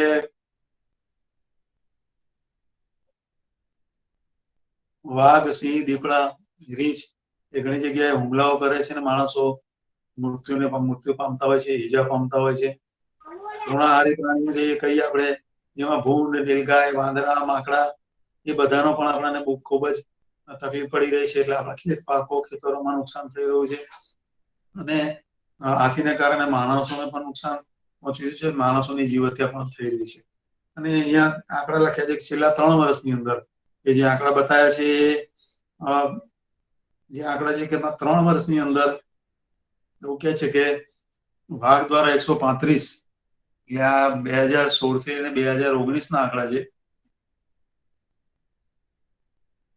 તો 17, 18, 19 ના જે આંકડા છે વાઘ દ્વારા 135 માનવ મૃત્યુ થયા છે. હાથી દ્વારા 1474 જેટલા લોકોના મૃત્યુ થયા છે. સિંહ, આપણે ગુજરાતની વાત કરીએ તો છેલ્લા 6 વર્ષમાં સિંહને કારણે 55 જેટલા માણસોના મૃત્યુ થયા છે, માનવોના મૃત્યુ થયા છે. 500 જેટલા ઘાયલ થયા છે. અને આ સિંહને કારણે પશુઓનું જે મારણ થયું હોય, પાલતુ ગાયો, ભેંસોનું, તે 19,000 જેટલું પ્રમાણ છે. એટલે આ જે સંઘર્ષ દેખાડે છે કે જો હવે માનવ અને પ્રાણીઓ વચ્ચે કેવું સંઘર્ષ થઈ રહ્યો છે. અને વન્યજીવો પોતાની અસ્તિત્વની લડાઈ, માનવના અસ્તિત્વની વાત જયારે આપણે વિષયમાં લીધી છે, તો માનવના અસ્તિત્વનો, તો હવે આપણું અસ્તિત્વને કારણે વન્યજીવોના અસ્તિત્વ જોખમમાં આવેલા છે. એવું અત્યારના પહેલી દ્રષ્ટિ તો આપણને અત્યારે એવું ચિત્ર દેખાઈ રહ્યું છે કે વન્યજીવોનું અસ્તિત્વ પહેલું નાબૂદ થવાનું છે. એટલે માણસોનો વારો આવવાનો જ છે, એવું તમને આગળ કહેવાનું છું. કે વાઘ અને હાથી રોડ અને રેલવે અકસ્માતમાં મૃત્યુ પામે છે. અને એમાં 16 વાઘ રેલવે અકસ્માતમાં અને 150 હાથી અકસ્માતમાં મૃત્યુ પામેલા અહીંયા બતાવે છે. અને આ જેવો એક આંકડો બીજો એવો છે કે 2017માં 1207 જેટલા લોકો વાઘ અને એટલે પ્રાણીઓને કારણે મૃત્યુ પામ્યા. અને 2018માં 1130 જેટલા લોકો મૃત્યુ પામ્યા છે. આ બધા જે આંકડા અહીંયા જોઈ રહ્યા છો એ આપણા માનવ પ્રાણીઓ વન્યજીવો વચ્ચેના સંઘર્ષનું પ્રમાણ દેખાય છે. અહીંયા બીજા જે નુકસાનો થઈ રહ્યા છે એના વિશે તો આપણે એ વિચારતા નથી કે જોતા જ નથી. એનું અહીંયા આગળ આપણે ચર્ચા કરી શકીએ એમ નથી, કારણ કે સમય આપણી પાસે એ રીતનો થાય કે આપણે એ રીતના ચર્ચા કરીએ છીએ એટલા મુદ્દાઓ. હવે વાત આવે છે જયારે વન્યજીવ સંરક્ષણની વાત આવે છે, વન્યજીવોના અસ્તિત્વની વાત આવી ગઈ, એના સંરક્ષણના, એના જોખમોની વાત આવી ગઈ. હવે આપણા બંધારણની અંદર સ્વસ્થ પર્યાવરણમાં જીવવાનો એ જે અધિકાર છે, પર્યાવરણીય મૂલ્ય, ફંડામેન્ટલ મૂળભૂત અધિકાર, એ મૂળભૂત અધિકાર જે મળેલો છે એ મૂળભૂત અધિકાર બધાનો છે. પણ આપણે હવે એ મૂળભૂત અધિકાર પ્રાણીઓ માટે નથી એવી વાત થઈ કે આપણે પોતે જીવવાનું છે, પણ સ્વસ્થ પર્યાવરણમાં જીવવાની વાત છે. તો સ્વસ્થ પર્યાવરણમાં જયારે વન્યજીવો નહીં હોય, વનસ્પતિ નહીં હોય, જંગલો નહીં હોય, ચોખ્ખી હવા, ચોખ્ખું પાણી નહીં હોય, તો આપણે કેવી રીતના સ્વસ્થ પર્યાવરણમાં જીવવાના છે. એક મૂળભૂત અધિકાર આપણો ધીરે ધીરે જૂટવાઈ રહ્યો છે, જે આપણે પર્યાવરણ જૂટવાઈ રહ્યું છે એના કારણે. બીજું છે કે રાજ્યોની માટે નીતિદર્શક સિદ્ધાંતો નક્કી કરેલા કે રાજ્યએ શું કરવાનું, શું નહીં કરવાનું. એટલે આપણે જોઈ શકો છો કે પર્યાવરણ સંરક્ષણ અને સુધારણાના તથા દેશના જંગલો અને વન્યજીવોની સુરક્ષા જાળવવાના પ્રયાસો કરશે. તો આ ધારા 48 દ્વારા રાજ્યોએ પોતે પોતાના જંગલો અને વન્યજીવોની સુરક્ષા કરવા નીતિદર્શક સિદ્ધાંતો દરેક રાજ્યની બને છે, કેને ફરજ બને છે કે એને પોતે પોતાના જંગલો અને વન્યજીવોની રક્ષણ કરે. હવે રાજ્યની વાત છે એટલે કે સરકારની વાત હતી. અહીંયા આગળ નાગરિકની પણ વાત છે કે દેશનો પ્રત્યેક નાગરિક એની પોતાની મૂળભૂત ફરજ છે કે એને પોતાના જંગલ, સરોવર, નદીઓ, વન્યજીવો એ સાથેની પ્રાકૃતિક પર્યાવરણ એનું સંરક્ષણ અને એની સુધારણાનું કાર્ય કરવાનું છે. એટલે જીવિત પ્રાણીઓ પ્રત્યે કરુણાસભર દ્રષ્ટિકોણ રાખવાનું છે. આપણે આપણા પ્રાણીઓને પણ કરુણાસભર દ્રષ્ટિ રાખીને એને સાચવવાના છે. તે આપણી મૂળભૂત ફરજમાં આવે છે. હવે જે સંરક્ષણ માટેના પ્રયાસો જેમાં વાઘ, હાથી અને બીજા બધા જીવાવરણ એના અનામત વિસ્તારો, રિઝર્વ વિસ્તારો કરેલા છે. અને એ વાઘ અનામત સંરક્ષણ કે ટાઈગર રિઝર્વ્સ 50 છે, એલિફન્ટ રિઝર્વ્સ 32 જેટલા છે. જીવાવરણ માટે 18 જેટલા જીવાવરણ બાયોસ્ફિયર રિઝર્વ છે. એ જ રીતે રામસર સાઇટ એટલે કે જે વેટલેન્ડ માટે છે, તો 27 જેટલા વેસ્ટલેન્ડ વિસ્તારો જે રક્ષિત જાહેર કરેલા છે રામસર સાઇટ હેઠળ. અને આપણું જે નળ સરોવર છે ગુજરાતનું, એ રામસર સાઇટ હેઠળ રક્ષિત થયેલું કે જાહેર થયેલું આપણું વેટલેન્ડ છે. એ જ રીતે વૈશ્વિક પ્રાકૃતિક વારસા સાઇટ એટલે world natural world heritage site, દરિયાઈ રક્ષિત વિસ્તારો, મહત્વના પક્ષી વિસ્તારો, એવી રીતે જુદી જુદી કક્ષામાં આપણે રક્ષિત વિસ્તારો જાહેર કરેલા છે અને એના સંખ્યાને અહીંયા આંકડા તમે જોઈ રહ્યા છો કે આપણે એના સંરક્ષણ માટે, વન્યજીવોના સંરક્ષણ માટે આ બધા રક્ષિત વિસ્તારો આપણે એ કરેલા છે. હવે વન્યજીવ સંરક્ષણ ધારા એટલે કે વાઇલ્ડ લાઇફ પ્રોટેક્શન એક્ટ હેઠળ પણ 4 કેટેગરી નક્કી થઈ છે, જેમાં રાષ્ટ્રીય ઉદ્યાન એટલે કે નેશનલ પાર્ક, આપ જાણો છો કે ગીર નેશનલ પાર્ક પણ છે અને રાષ્ટ્રીય ઉદ્યાન પણ છે. આપણે ત્યાં ગુજરાતની અંદર 4 નેશનલ પાર્ક છે, જ્યારે ભારતની અંદર 104, જેની સંખ્યા પણ હવે થોડીક વધારે પણ હશે. અભયારણ્યો જેને સેન્ચુરી કહીએ એ ભારતની અંદર 551 છે અને ભારતમાં ગુજરાતની અંદર 22 જેટલા છે. તો આ જ રીતે કન્ઝર્વેશન રિઝર્વ્સ, કોમ્યુનિટી રિઝર્વ્સ એમ જુદી 4 કેટેગરી રક્ષિત વિસ્તારો તરીકે, પ્રોટેક્ટેડ એરિયા તરીકે જાહેર થયેલી છે. આની અંદર ટોટલ 870 જેટલા પ્રોટેક્ટેડ એરિયા છે આપણા ભારતમાં અને 5% જેટલો ભૌગોલિક વિસ્તારના 5% જેટલો વિસ્તાર આપણે વન્ય જીવો માટે સુરક્ષિત રાખેલો. તમે વિચાર કરો કે આપણે 95% વિસ્તાર લઈને બેઠા છે, એના માટે 5% રાખ્યો અને 5% વિસ્તાર રાખ્યા પછી પણ આપણે એમના વિસ્તારોને સુરક્ષિત રાખી શકતા નથી. એટલે ટોટલ અનામત કે એમના માટે રિઝર્વ રાખવા માટે એમના અનામત વિસ્તારોની અંદર પણ એમના રિઝર્વ માટે, એના પાણી માટે, જંગલો કે વાસસ્થાનોને ખૂબ જ મોટા પ્રમાણમાં હાનિ પહોંચી રહી છે. અને એટલે જ સિંહ, વાઘ, દીપડા એવા જુદા જુદા પ્રાણીઓ એ તેના જંગલ વિસ્તારોમાંથી લઈને માનવ વિસ્તારોમાં આવતા હોય છે. આપણે આમ તો એને અતિક્રમણ કહીએ છીએ, પણ અતિક્રમણ તો આપણું જ છે. એટલે આપણે જે કહીએ કે આપણા મૂલ્યો જે કહીએ, મૂલ્યનો મતલબ એટલે કિંમત નહીં કે હાથી કેટલાનો, વાઘ કેટલાનો, સિંહ કેટલાનો, એવું નહીં. એ મૂલ્ય કે જે આપણો સાચો વ્યવહાર કે ખોટો વ્યવહાર નક્કી કરે. એટલે મારે કોઈ કૂતરું હોય કે કોઈ બિલાડી હોય કે કોઈ પક્ષી પ્રત્યે મારે વર્તન કેવું કરવાનું, એ સાચું વર્તન કરવું એ મારું મૂલ્ય છે. એટલે આપણે એક પ્રકારના સંસ્કાર કહીએ. આપણા સંસ્કાર જે છે એ પ્રાણીઓ પ્રત્યેના વર્તન માટેના સંસ્કાર, એ આપણું મૂલ્ય કેવું છે. અને એમાં પર્યાવરણીય મૂલ્ય આવે કે જે પર્યાવરણ લક્ષી મૂલ્યો જે આપણા છે, એ પર્યાવરણ લક્ષી મૂલ્યોની અંદર એ બધા પ્રાણીઓ પ્રત્યેની આપણી સંવેદના, આપણો પ્રેમ, આપણી લાગણી, આપણો આદર એ આપણે જાળવી રાખવાનો હોય. તો એ પર્યાવરણીય મૂલ્ય કહેવાય. કે પર્યાવરણના ઘટકો છે એમાં આપણે કહીએ કે હાથી હોય કે વાઘ હોય કે નાગ હોય કે વૃક્ષો હોય, વડ હોય, પીપળ હોય, તે બધા જે છે આપણા પર્યાવરણીય ઘટકો, એનું આદર, સન્માન, એની જાળવણી એ એન્વાયરમેન્ટલ મૂલ્ય છે, પર્યાવરણ મૂલ્ય છે. અને આ બધા મૂલ્યોની અંદર સૌંદર્યલક્ષી મૂલ્ય અને જૈવિક મૂલ્ય પણ છે. વાઘ આપણને સરસ દેખાય, વેલ માછલી મોટી વિશાળકાય દેખાય, હાથી સરસ દેખાય, તો આપણે આ હાથી જોવા માટે પ્રાણી સંગ્રહાલયમાં જઈએ. વાઘને જોવા માટે પણ આપણે ત્યાં અભયારણ્યોમાં કે સેન્ચુરીઓમાં જોવા જઈએ.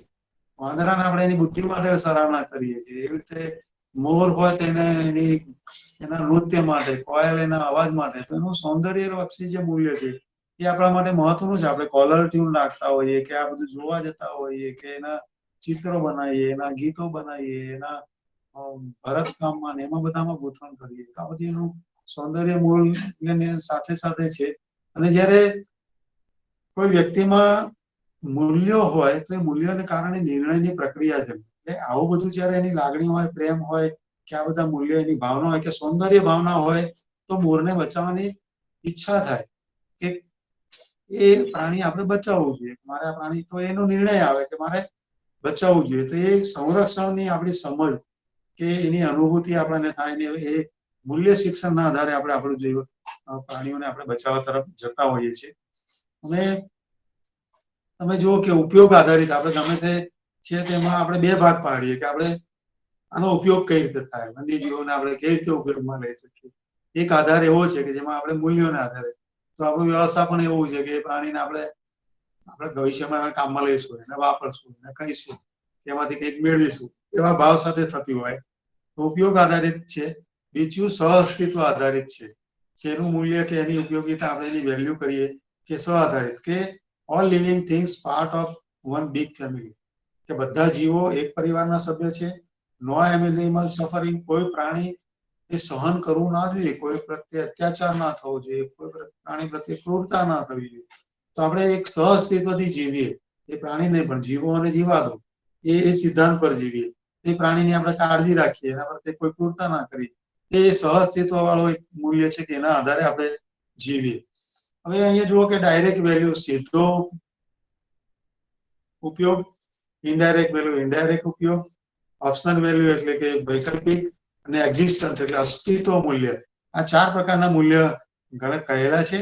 અને એ પ્રમાણે આપણે એવું કહીએ કે આપણે પ્રત્યક્ષ અને પરોક્ષ 2 પ્રકારના મુખ્ય વન્યજીવોના ઉપયોગની વાત કરીએ તો એનો ઉપયોગ કરીએ.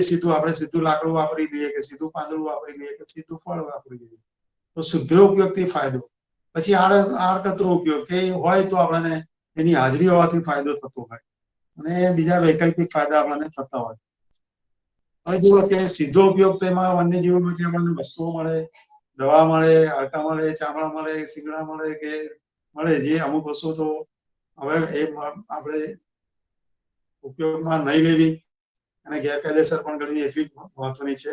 પણ અત્યારે એ જો આપણે ટકાઈ રાખીએ અથવા એનો કંઈક બીજી રીતે એનો વ્યવસ્થાપન કરીએ તો આપણને એ પણ ફાયદો થઈ શકે. પણ સીધા ઉપયોગના બદલે જે ઇનડાયરેક્ટ વેલ્યુ અથવા ઇનડાયરેક્ટ યુઝિસ છે એ બહુ મહત્વના છે. કે જૈવિક વિવિધતાની જાળવણી કરવાની એટલે બાયોડાયવર્સિટી કન્ઝર્વેશન, પછી પર્યાવરણ સંતુલન એટલે કે એન્વાયરમેન્ટલ બેલેન્સ, ઇકોલોજીકલ બેલેન્સ, પછી નિવસન તંત્રની સ્વસ્થતા એટલે ઇકોસિસ્ટમ હેલ્ધીનેસ, પછી આપણી આહાર કડી એટલે કે પોષણ જાળ અને પોષણ કડી એટલે ફૂડ વેબ અથવા ફૂડ ચેઇન કહીએ એ જળવાય. અને જુદા જુદા રાસાયણિક ચક્રો, જૈવ રાસાયણિક ચક્રો જેમાં કાર્બન, જળ, ફોસ્ફરસ, કેલ્શિયમ, મેગ્નેશિયમ એવા જે તત્વો છે એની નિયમિતતા. તો આ બધા જે આડકતરા ઉપયોગો છે એ ખૂબ મહત્વના બનવાના છે. સીધા ઉપયોગોને કારણે આપણે વન્યજીવોને જોખમમાં મૂકીએ છીએ અને અસ્તિત્વને જોખમમાં. પણ જે એના કારણે માનવ જાતિને આડકતરા જે ફાયદા થઈ રહ્યા છે ને એ નથી થવાના. એ પ્રાણીઓ નહીં હોય તો શું નુકસાન થવાનું છે એ તમે જોઈ શકો કે આ 5 પ્રકારના જે આડકતરા ફાયદા છે એ આપણને મળવાના નથી ભવિષ્યમાં. તો બીજા વૈકલ્પિક ફાયદા છે. એક તો જૈવિક વિવિધતાનું ઇમ્પોર્ટન્સ છે, પછી ભવિષ્યના લાભો છે, શિક્ષણ અને સંશોધનમાં એનું મહત્વનું છે, વૈજ્ઞાનિક સંશોધનમાં પણ મહત્વનું છે, અને એને કારણે આપણને મનોરંજન મળે, આનંદ મળે. આપણે જોઈએ, આપણે પ્રવાસ કરીએ તો એનો પણ આનંદ મળે. તો એક વૈકલ્પિક ફાયદા છે એ પણ આપણે એ પ્રાણી ગુમાવવાથી કે એ વન્યજીવો ગુમાવવાથી એ કરવાના છે. પરોક્ષમાં જે છે એ બીજા પણ છે કે જેનું ધાર્મિક મૂલ્ય, સાંસ્કૃતિક મૂલ્ય, નૈતિક મૂલ્ય, ઐતિહાસિક મહત્વ. તો આ બધા જે ફાયદાઓ છે એના વિશે બહુ વિગતે વાત કરાય અને એ વિગતે એના વિશે આપણે જુદી જુદી એ કરી શકીએ. અત્યારે આપણો જે વિષય છે એને જો હું મર્યાદિત રાખું તો આના વિશે હું બહુ વિગતે વાત નથી કરતો. પણ આપણું ધાર્મિક મૂલ્યમાં આપણે કાર્તિકેય અથવા સરસ્વતી દેવનું વાહન મોર ગણ્યું. એવી રીતે ગણપતિ પોતે હાથી અને ઉંદર ની વાત હોય, વાઘનું વાહન અંબા માતા હોય. એ રીતે જુદા જુદા ધાર્મિક મૂલ્ય આપણે સમજીએ છીએ.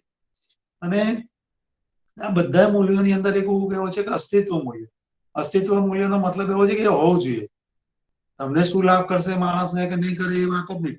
વાઘ હોવો જોઈએ, સિંહ હોવો જોઈએ, હાથી હોવો જોઈએ. કેમ હોવો જોઈએ? કારણ કે આપણે માણસો છીએ, જેવી રીતે માણસો હોવા જોઈએ. માણસો નહીં મરવા જોઈએ, માણસોનું અસ્તિત્વ રહેવું જોઈએ.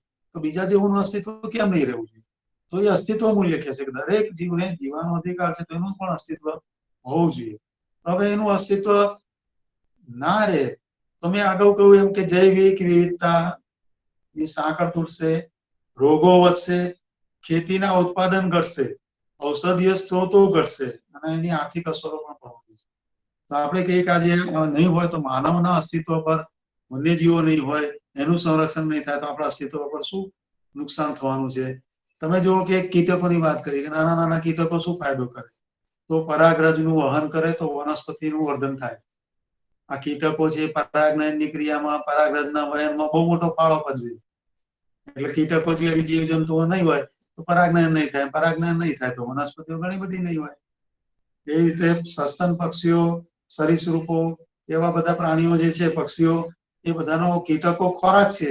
એ બધા કીટકો ઉપર નભે છે. કીટકો વનસ્પતિઓ પર નભે છે. તો આપણે પોષણ જાળ અને પોષણ કડી અને એનો પિરામિડ આપણે સમજીએ છીએ. તો ધારો કે વનસ્પતિઓ નહીં હોય તો કીટકો નહીં હોય, કીટકો નહીં હોય તો એના પર જીવતા તૃણાહારીઓ નહીં હોય, તૃણાહારીઓ નહીં હોય તો માંસાહારીઓ નહીં હોય. તો વિઘટનમાં મદદરૂપ બને છે પક્ષીઓ, જૈવિક નિયંત્રણ કરે છે. ઘણા કીટકો જૈવિક નિયંત્રણ કરે છે, અને એટલે એક કીટક બીજા કીટકોને પણ ખાતું હોય તો એ ખોરાક બની બને છે ને બીજાનો ખોરાક બી બને છે, બીજાનું ભક્ષણ પણ. હવે મચ્છર નિયંત્રણ, તમે અત્યારે ચિકનગુનિયા, ડેન્ગ્યુ, કોરોના તો વધી જ રહ્યો છે, સાથે સાથે ચિકનગુનિયા, ડેન્ગ્યુ, મેલેરિયાના પણ મોટો પ્રમાણમાં રોગો વધી છે. તો હું પેલા જે રોગોની વાત કરતો હતો એમાં આ બધા રોગ છે. મચ્છરનો દુશ્મન કોણ? મચ્છરને કોણ માને? એટલે આપણે બધી અગરબત્તીઓ સળગાવીએ કે આપણે બધા મોસ્કિટો રેપેલેન્ટ વાપરીએ, કરોડો રૂપિયાનો ખરીદી કરીએ, કરોડો રૂપિયાનો વેપાર ચાલે. હવે એ ચામાચીડિયા છે, એ ચામાચીડિયા કીટકોને ખાય છે. આપણે પેલા વાણિયા જેવા કીટકો છે એ ખાય છે. કેટલીક લાર્વા છે અને માછલીઓ ખાતા હોય કે દેડકા ખાતા. હવે આ બધા દેડકા, માછલી, ચામાચીડિયા કે બીજા કીટકો જે મચ્છરોને ખાતા હોય એવા ના રહે તો તમે સમજી શકો કે મચ્છરોનો ઉપદ્રવ વધશે. મચ્છરોનો ઉપદ્રવ વધશે તો આપણને રોગચાળો થશે, અને રોગચાળો કરશે તો આપણે સ્વસ્થ નહીં રહી શકીએ અથવા મૃત્યુ પણ થશે. ઘણા બધા મૃત્યુ આવા રોગચાળાને કારણે થતા હોય. હવે આ બેટ કે ચામાચીડિયું, તો એવું કે છે કે અમુક જાતના ચામાચીડિયા 1 કલાકમાં 1000 મચ્છર ખાય. હવે આ ઉપયોગીતાની વાત આવી, 1 કલાકની અંદર 1000 મચ્છર ખાય તો ફ્લોરિડાની એક ચામાચીડિયાની કોલોની વસાહતનો અભ્યાસ કર્યો, 30,000 ચામાચીડિયા, અને 1 વર્ષની અંદર એને 50 ટન જેટલા કીટકો ખાધા. તમે વિચાર કરો કે ચામાચીડિયાના તો મોટી મોટી વસાહત જ હોય. તો આપણને એમ લાગે કે આ નાની વસાહતમાં 2, 5, 10,000, 15,000 ચામાચીડિયા છે, એ ગુફામાં કે બકોલમાં કે કોઈ જૂના મકાનોમાં કે મંદિરોમાં કે રહેતા હોય તો ત્યાંથી રાતે ઉડે ને એક આખા વિસ્તારના મચ્છરો મારવાનું કામ કરતા. કીટકો ખાઈ જતા હોય છે, કીટકો આપણી ખેતીને કે તેને હાનિ કરતા હોય. તો આ ચામાચીડિયા કેટલા ઉપયોગી છે એ જ વાત આપણે સમજીએ કે એક નાનું ચામાચીડિયું પણ આપણા પર્યાવરણ માટે કેટલું ઇમ્પોર્ટન્ટ છે. તો પરિસર તંત્રમાં ચામાચીડિયાનો બહુ મોટો ભાગ. 70% ચામાચીડિયા પાકને નુકસાન કરતા કીટકોને ખાય. ચામાચીડિયાની 70% જાતો એવી છે કે જે ચામાચીડિયા કીટકોને ખાય, મચ્છરને ખાય, કીટકોને ખાય, બીજ વહનમાં પણ ફાયદો કરે. અમુક વનસ્પતિના બીજ ચામાચીડિયાથી વહન થાય, એની પરાગરજ ચામાચીડિયાથી વહન થાય. એવું પક્ષીઓમાં પણ એવું હોય. ચામાચીડિયા વાત પછી આપણે ગીધની વાત કરીએ તો ગીધ મૃત પ્રાણીઓનો કુદરતી નિકાલ કરે. ગાય, ભેંસ, કૂતરા, બિલાડા બધા મરી જાય પ્રાણીઓ, તેનો નિકાલ ગામડાઓમાં કે એવામાં કોણ કરે? એના માટે કોઈને બોલાવવા પડે, એ વ્યક્તિઓ આવે, એને પૈસા આપવા પડે, અને ના હોય ત્યાં સુધી ગંધાતા હોય, એની ગંધને કારણે આખું વાતાવરણ ખરાબ થતું હોય, અને એની અંદર ઘણી વખત રોગચાળા ફેલાવાનું પ્રમાણ થઈ શકતું હોય, કે બીજા રોગો આવી શકતા હોય. તો ગીધ એવા છે કે જે આપણે એમ કહીએ કે સફાઈ ના આપણા જે સેવકો છે એ સફાઈ સેવકો ગીધની વસ્તી 95% જેટલી ભારતમાં ઘટી ગઈ. એનો મતલબ કે હવે જે પ્રાણીઓ મળે છે, ડેડ બોડી છે, એ બધા ખુલ્લામાં પડ્યા રહે છે એટલે દિવસો સુધી એનો કોઈ નિકાલ થતો નથી. હવે ગીધના ટોળા આવી જાય તો કલાક 2 કલાકમાં તો એ પાણીને સાફ કરી નાખે. તો આપણું પર્યાવરણ શુદ્ધ કરવામાં ગીધનો મોટો કેટલો ફાળો. ઉધઈ બહુ અપ્રિય છે આપણને. અહીં ઉધઈનો રાફડો છે અને ફોટાની પાછળ જોઈ લો કેટલું સરસ મજાનું જંગલ છે. કોણ કે છે ઉધઈ નુકસાનકારક? કોઈ પણ જંગલમાં જાઓ 1 કિલોમીટર કે 1 ફૂટ જમીન એવી ના હોય કે જેની અંદર ઉધઈ ના હોય. તો ઉધઈ છે અને જંગલ પણ લીલું છે. તો ઉધઈ ને જંગલ બંને રહે છે. ઉધઈ પોતે ટકાઉપણું સમજે છે, એ વનસ્પતિની કિંમત સમજે છે, એટલે એ બધું ખાઈ નથી જતી જે આપણે માણસો એ સમજ નથી આવી. મેં માણસો એમાંથી શીખવાનું છે કે આ બધું પૂરું નથી કરવાનું. ખાલી ઉધઈ પાસેથી શીખી લઈએ કે મારે ખાવાનું છે, ઉપયોગ પણ કરવાની છે, આ જ જંગલની મારે જરૂર છે, આ જ વન્યજીવોની, આ જ પર્યાવરણની મારે જરૂર છે મારા અસ્તિત્વ માટે. જે ઉધઈ પાસેથી શીખવા મળે, ઘણા પ્રાણીઓ પાસેથી. અરે આખા કોઈ પણ જંગલમાં જાઓ, એ જંગલ વર્ષોથી એવું ને એવું જ હોય. તો એ વર્ષોથી જંગલ હોય તો ત્યાં માંસાહારી બી હોય, તૃણાહારી બી હોય, કીટકો પણ હોય, પક્ષીઓ પણ, બધા સહ અસ્તિત્વથી રહે છે. કોઈ પ્રાણી એવું નથી કે એને જંગલને નાશ કરી નાખે, માણસ સિવાય. તો માણસ જ એવો છે કે જેને પૂરેપૂરું જંગલ સાફ કરી નાખે, બધા પર્યાવરણના ઘટકોનો નાશ કરી નાખે. હવે હું ઉધઈની વાત કરતો, મધમાખીની વાત છે. મધમાખી અથવા બીજી માખીઓ, ટામેટા, દ્રાક્ષ, કેરી, સફરજન, કપાસ, સોયાબીન, લીંબુ, ગાજર, નારિયેળ, કોબી, ફ્લાવર, કાજુ, ડુંગળી, આવા તો 80 પ્રકારના પાક છે જે મધમાખીઓના પોલિનેશન પરાગયનને કારણે માણસોને મળે છે. એટલે આ બધી મધમાખીઓ પર્યાવરણના દૂષિત થવાને કારણે કે પર્યાવરણ ખરાબ થવાને કારણે થઈ જાય તો બધી મધમાખીઓ આ પૃથ્વી પરથી જતી રહે. તો મોરિક મેટેરિયલિંક નામના વૈજ્ઞાનિક એવું કહ્યું કે જો આ પૃથ્વી પરથી બધી બી એટલે માખીઓ બધી લુપ્ત થઈ જાય ને, ના રહે ને, તો માણસની જાત 4 વર્ષમાં લુપ્ત થઈ જાય. એટલે માણસના અસ્તિત્વની વાત છે ને, જે આપણો વિષય છે ને, 4 વર્ષ જોઈએ. જો કોઈ પણ જીવ ના હોય તો એને કારણે જે પર્યાવરણ અસંતુલન થવાનું છે, પોષણ કડી જે તૂટવાની, પોષણ જાળ જે તૂટવાની, જેને કારણે આખા સમગ્ર પર્યાવરણને તો અસર થવાની જ છે, ઇકોલોજીકલ બેલેન્સ બગડવાનું છે, પણ માણસને પણ એટલી જ અસર થવાની. ઉંદરોની વાત કરીએ, આ જયારે પોષણ કડીની વાત કરે છે, ઉંદરોને કાબુ કરવા માટે સાપની જરૂર છે. તો ઉંદરો અનાજને કઠોળનો કેટલો બધો બગાડ કરે, 60 પ્રકારના રોગોનો ફેલાવો ઉંદર કરે. મચ્છરની જેમ એનું પણ જરૂરી છે કાબુ લેવો. તો વિશ્વનો 5મો ભાગ એટલે 20% બગાડ કરે. આપણે લોકો જે અનાજ પેદા કરીએ છીએ, જે પાક પેદા કરીએ છીએ, એમાં 20% તો ઉંદરડા ખાઈએ. ઉંદરડા બગાડે છે. એનો મતલબ કે 7 અબજ માણસમાં 20% એટલે 1.5 કરોડ માણસનો ખોરાક ઉંદરો ખાઈ જાય, એવું કહીએ તો ચાલે. તો કેટલા મોટા પ્રમાણમાં નુકસાન થઈ રહ્યું છે ઉંદરોને કારણે. આ ઉંદરોના કારણે જ્યાં જાય ત્યાં લીંડી પાડે, પેશાબ કરે, એની ગંધ ફેલાય, ખાય કરતા બગાડે વધારે. અને આ ઉંદરો નાની સમસ્યા નથી. જે રીતે કીટકોની અને મચ્છરોની બહુ મોટી પ્રમાણમાં વધે, એમાં અહીંયા એક આંકડો મને બી એમ થાય કે આવું આટલું બધું હોઈ શકે. ઉંદરનો એક પરિવાર 1 વર્ષમાં 1 લાખ જેટલા જીવો ઉંદરડા પેદા કરી નાખે. એક પરિવાર 1 લાખ ઉંદર, બધા ખાવા માંડી પડે, બધા તમારા કપડા ને ઘર ને વાસણો ને ખેતરો ને બધું બધે હરીફરી વળે તો ઉંદરડા થઈ ગયા. પણ એનું જે જૈવિક નિયંત્રણ જરૂરી, કારણ કે ઉંદર મારવાના તો પાંજરા મૂકો તો ઉંદર નથી આવતા, અને દવાઓ, ઝેરી દવાઓ છાંટો તેવા ઉંદરો મરી જાય. તો સાપ એનો જૈવિક નિયંત્રણ. અને સાપ આપણા ઘરમાં નીકળે આપણે તો મારી જ નાખીએ. આપણને ખબર નથી કે આ ઝેરી છે કે નહીં ઝેરી. સાપ જુઓ એટલે મારી જ નાખવાનું, એવું આપણે એવું સમજી લીધું કે બધા સાપ ઝેરી. ભારતના 250 માંથી 4 જ સાપ ઝેરી છે, અને એ અપવાદ રૂપે જ કરડે છે. હવે 250 માં બાકીના બધાને આપણે જે હાથમાં આવે મારી નાખવાનું. ગુજરાતની અંદર 58 પ્રકારની જાત છે, એમાં 4 પ્રકારની ઝેરી કરી, તો બાકીના 54 તો બિનઝેરી છે, તો તમને કશું કરતા જ નથી.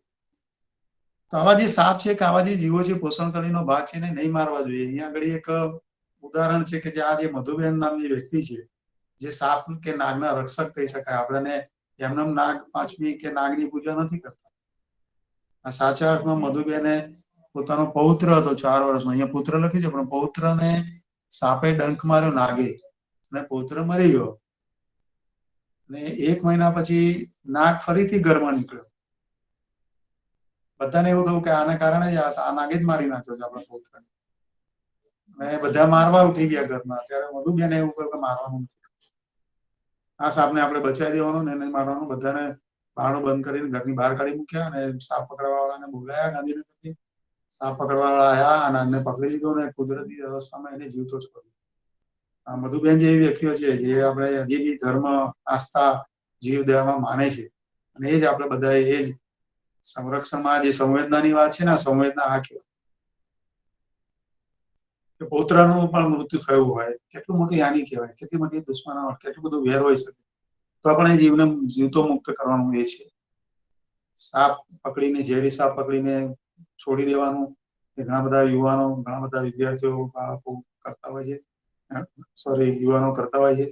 અને આ સ્વૈચ્છિક હોય છે, પોતાના ખર્ચે જાય વાહનથી, સાપ કે નાગ કે કોબરાને જીવતા પકડે. અને એમાં તો છોકરીઓ પણ હવે લેડીઝ પણ ઘણી બધી આગળ આવેલી છે. ઘણા યુવાનો જાગૃતિ કાર્યક્રમ કરે છે. તો સ્કૂલના વિદ્યાર્થીની વચ્ચે જઈને એને જાગૃતિ કરાવે, સાપ વિશેની સમજ આપે, નહીં મારવા માટેના કારણો સમજાવે. આ એક સાપ બચાવ, રેસ્ક્યુ અને જાગૃતિના કાર્યક્રમો પણ આપણે બધા કરી શકીએ. શું કરી શકીએ? સંરક્ષણ કઈ રીતે? મદારીના ખેલ બંધ થઈ ગયા, પ્રતિબંધિત છે. સાપ, નોળીઓ કે બીજું કઈ દેખાતા હોય તો હવે પ્રતિબંધિત છે, એને આપણે પ્રોત્સાહન નહીં આપવું જોઈએ. એવી રીતે વાંદરાના કે બીજા હાથીના કે બીજા કોઈ ખેલ થતા હોય તેમાં આપણે સર્કસના ખેલ પણ પ્રાણીઓનો ઉપયોગ પ્રતિબંધિત થયેલો છે. એટલે હવે આ બધું શું કરવું ને શું ના કરવું, ડુ એન્ડ ડોન્ટ્સ. જંગલ વિસ્તારમાં જઈએ તો ત્યાં કઈ અવાજો કે ઘોંઘાટ કરવાના ના હોય, પ્લાસ્ટિક નાખવાનું ના હોય, બૂમાબૂમ કરવાની ના હોય, એને એ પ્રાણીઓને સુરક્ષિત રાખવાના. એના માળા જોવા મળે તો માળા તોડવાના ના હોય, કે એને દોડાવવાના ના હોય, એની પાછળ પડવાનું ના હોય. તો આપણે વન્યજીવ વિસ્તારમાં જઈએ, કોઈ અભયારણ્યમાં, સેન્ચુરીમાં જઈએ કે જંગલમાં જઈએ તો પ્રાણીઓને ડિસ્ટર્બ નથી કરવાના, કારણ કે હવે 5% વિસ્તાર આપણે એમને આપેલો છે ને એમનો જ છે. ત્યાં જઈને પણ આપણે ખલેલ કરીએ તો એ આપણા માટે આપણે યોગ્ય નથી. 95% વિસ્તાર આપણો છે, એમાં જ્યાં કરવું છે એમાં પણ આપણે મર્યાદાઓ નક્કી કરી છે. એ 5% વિસ્તાર આપણે જાળવીએ. પ્રાણીઓને ખોરાક નાખવાનો, ઘણા લોકો કાબરોને ગાંઠિયા નાખે, કાગડાને ગાંઠિયા નાખે, પેલા સીગલને ગાંઠિયા નાખે, સેવ નાખે, બિસ્કિટ ખવડાવે. આ બધા પ્રાણીઓ કુદરતી આહારથી ટેવાયેલા હોય, એને ગમે તે માણસ બનાવેલા ખોરાકની જરૂર નથી. એવા ખોરાક નાખીને તમે પુણ્ય નથી કરતા, પાપ કરીએ છીએ. એ પ્રાણીઓ મરી જાય. કાબરો ગાંઠિયા ખાય તો શું હાલત થાય? આપણે ગાંઠિયા ખાઈએ તો આપણને બી વધારે પ્રમાણમાં ખાઈએ તો આપણને બી પેટમાં ગડબડ થાય ને અનઇઝીનેસ લાગે. તો પક્ષીઓને થતી હોય, એમાં પક્ષીઓ મર્યું નહીં મર્યું આપણે જોવા નથી જતા, પણ હાનિ થતી હોય તો કોઈ પણ એને ખોરાક નાખવો એ પણ એક સારી કૃત્ય નથી. પોકેટ માંથી પક્ષી બચાવો અભિયાન, આ યુવાનો છે, ગાંધીનગરના યુવાનો છે, પૈસા મળ્યા, મમ્મી પપ્પાએ પૈસા આપ્યા, એમાંથી મોજ શોખ તો કર્યો જ હશે, સાથે સાથે પૈસા બચાવીને પ્રાણીઓ માટે, પક્ષીઓ માટે એમને અહીંયા આગળ માટીના કુંડા લીધા, અને ઉનાળાની અંદર પાણી ભરીને મૂકવા માટે લોકોને મફતમાં આપે. પોતાના પૈસે લોકોને મફતમાં માટીના કુંડા આપવાનું કાર્ય કર્યું. અહીંયા બાળકો જે છે એ બાળકો ચકલીના માળા લઈને બેઠા છે. ચકલી લુપ્ત થઈ રહી છે, એની સંખ્યા ઘટી રહી છે, તો નાના નાના બાળકો પણ હવે ઘરે ઘરે ચકલીના માળા મૂકે, અને આવા માળા લોકો ઘરે બનાવીને લોકોને ગિફ્ટમાં આપે છે. વિના મૂલ્યે માળાનું વિતરણ થાય. અહીંયા જોઈ શકો કે આ બધા જીવદયા પ્રેમીઓ છે, પક્ષી પ્રેમીઓ છે, જીવદયાની સંસ્થાઓ છે, ઘણા બધા યુવાનો છે એમાં. આપ યુવાનો બધા જે મને સાંભળી રહ્યા છો અને જે બધા જોઈ રહ્યા છો, એ આવા નાના નાના કાર્યોમાં જોડાઈ શકે. એટલે પાણીના કુંડા આપવા છે, પક્ષીઓના માળા આપવા છે, પક્ષીઓને બચાવવા જેવું છે, એને દાણા નાખવા છે. તો આ કેશોદના જે છે પક્ષી પ્રેમી હર્ષુભાઈ એ પણ દાણા નાખે છે. તો કેટલા બધા પોપટો આવે, 2000 જેટલા પોપટ આવે, અને બીજા પક્ષીઓ પણ એમાં પંગતમાં આવે. એવું સદાવ્રત ચલાવે છે. આ એક યુવાનની ગોંડલના યુવાનમાં મારુતિ જેન ગાડીમાં જતો હતો અને કબૂતર એક્સિડન્ટમાં મરી ગયું. તેને પ્રાયશ્ચિત રૂપે કબૂતર ને ચકલી માટે સળીઓ વીણે છે.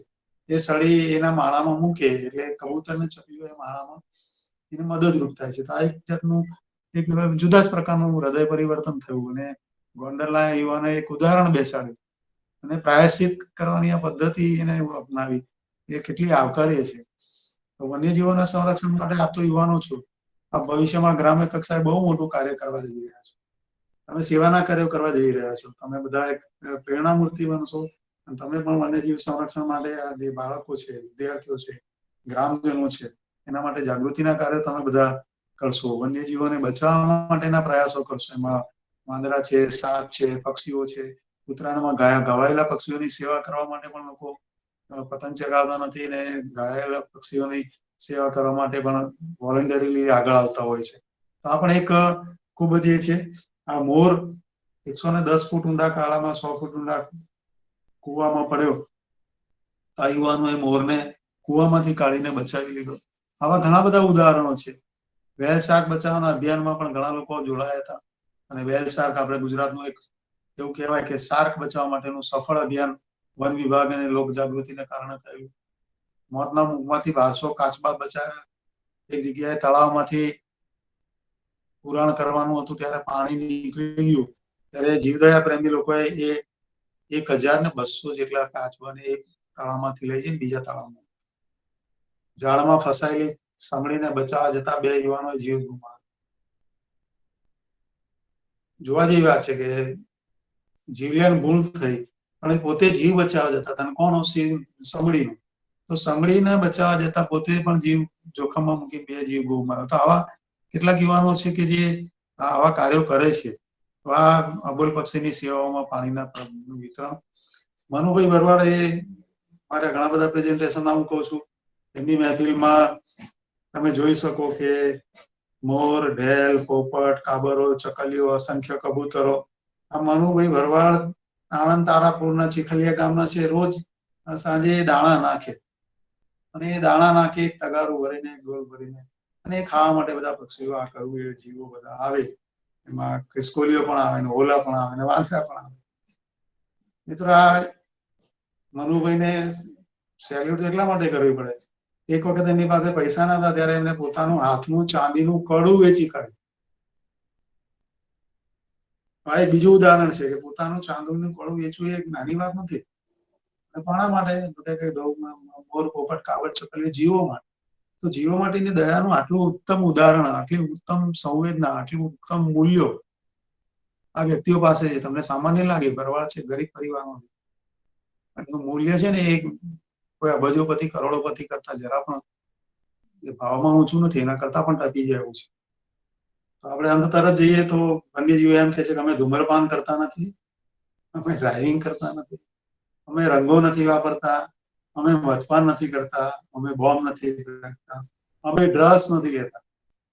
તમે આ બધું કરો છો અને તમે બધું આ કરો છો, તમે મોજશોખ કરો છો, તમે બધું કરો છો, પણ એને કારણે અમને વન્યજીવોને અમે શા માટે અમે સહન કરી? વન્યજીવો કહે છે તમારે કારણે અમારે કેમ સહન કરવાનું? અમે પણ તમારા જેટલા જીવા છીએ, અમે પણ જીવ છે. તો વન્યજીવો બોલે છે પણ એની ભાષા બહુ ઓછા લોકો સમજે છે. Anyone do speak but very few people know how to listen. કઈ રીતે સાંભળવું, કઈ રીતે સમજવું.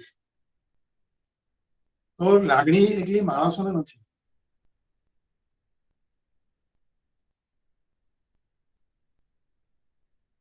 એમના પણ પરિવાર છે, એમના પણ જીવ છે.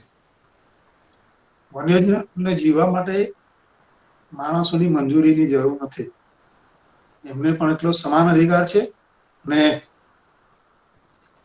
જો એ નહીં રહે ને તો એ આપણું માનવોનું પણ અસ્તિત્વ નથી રહ્યું. એટલે આપણે કોઈ પણ ગુમાનમાં, કોઈ પણ ઘમંડમાં હોઈએ, તે ઘમંડ ને ગુમાન માનવોએ કાઢી નાખવું પડશે.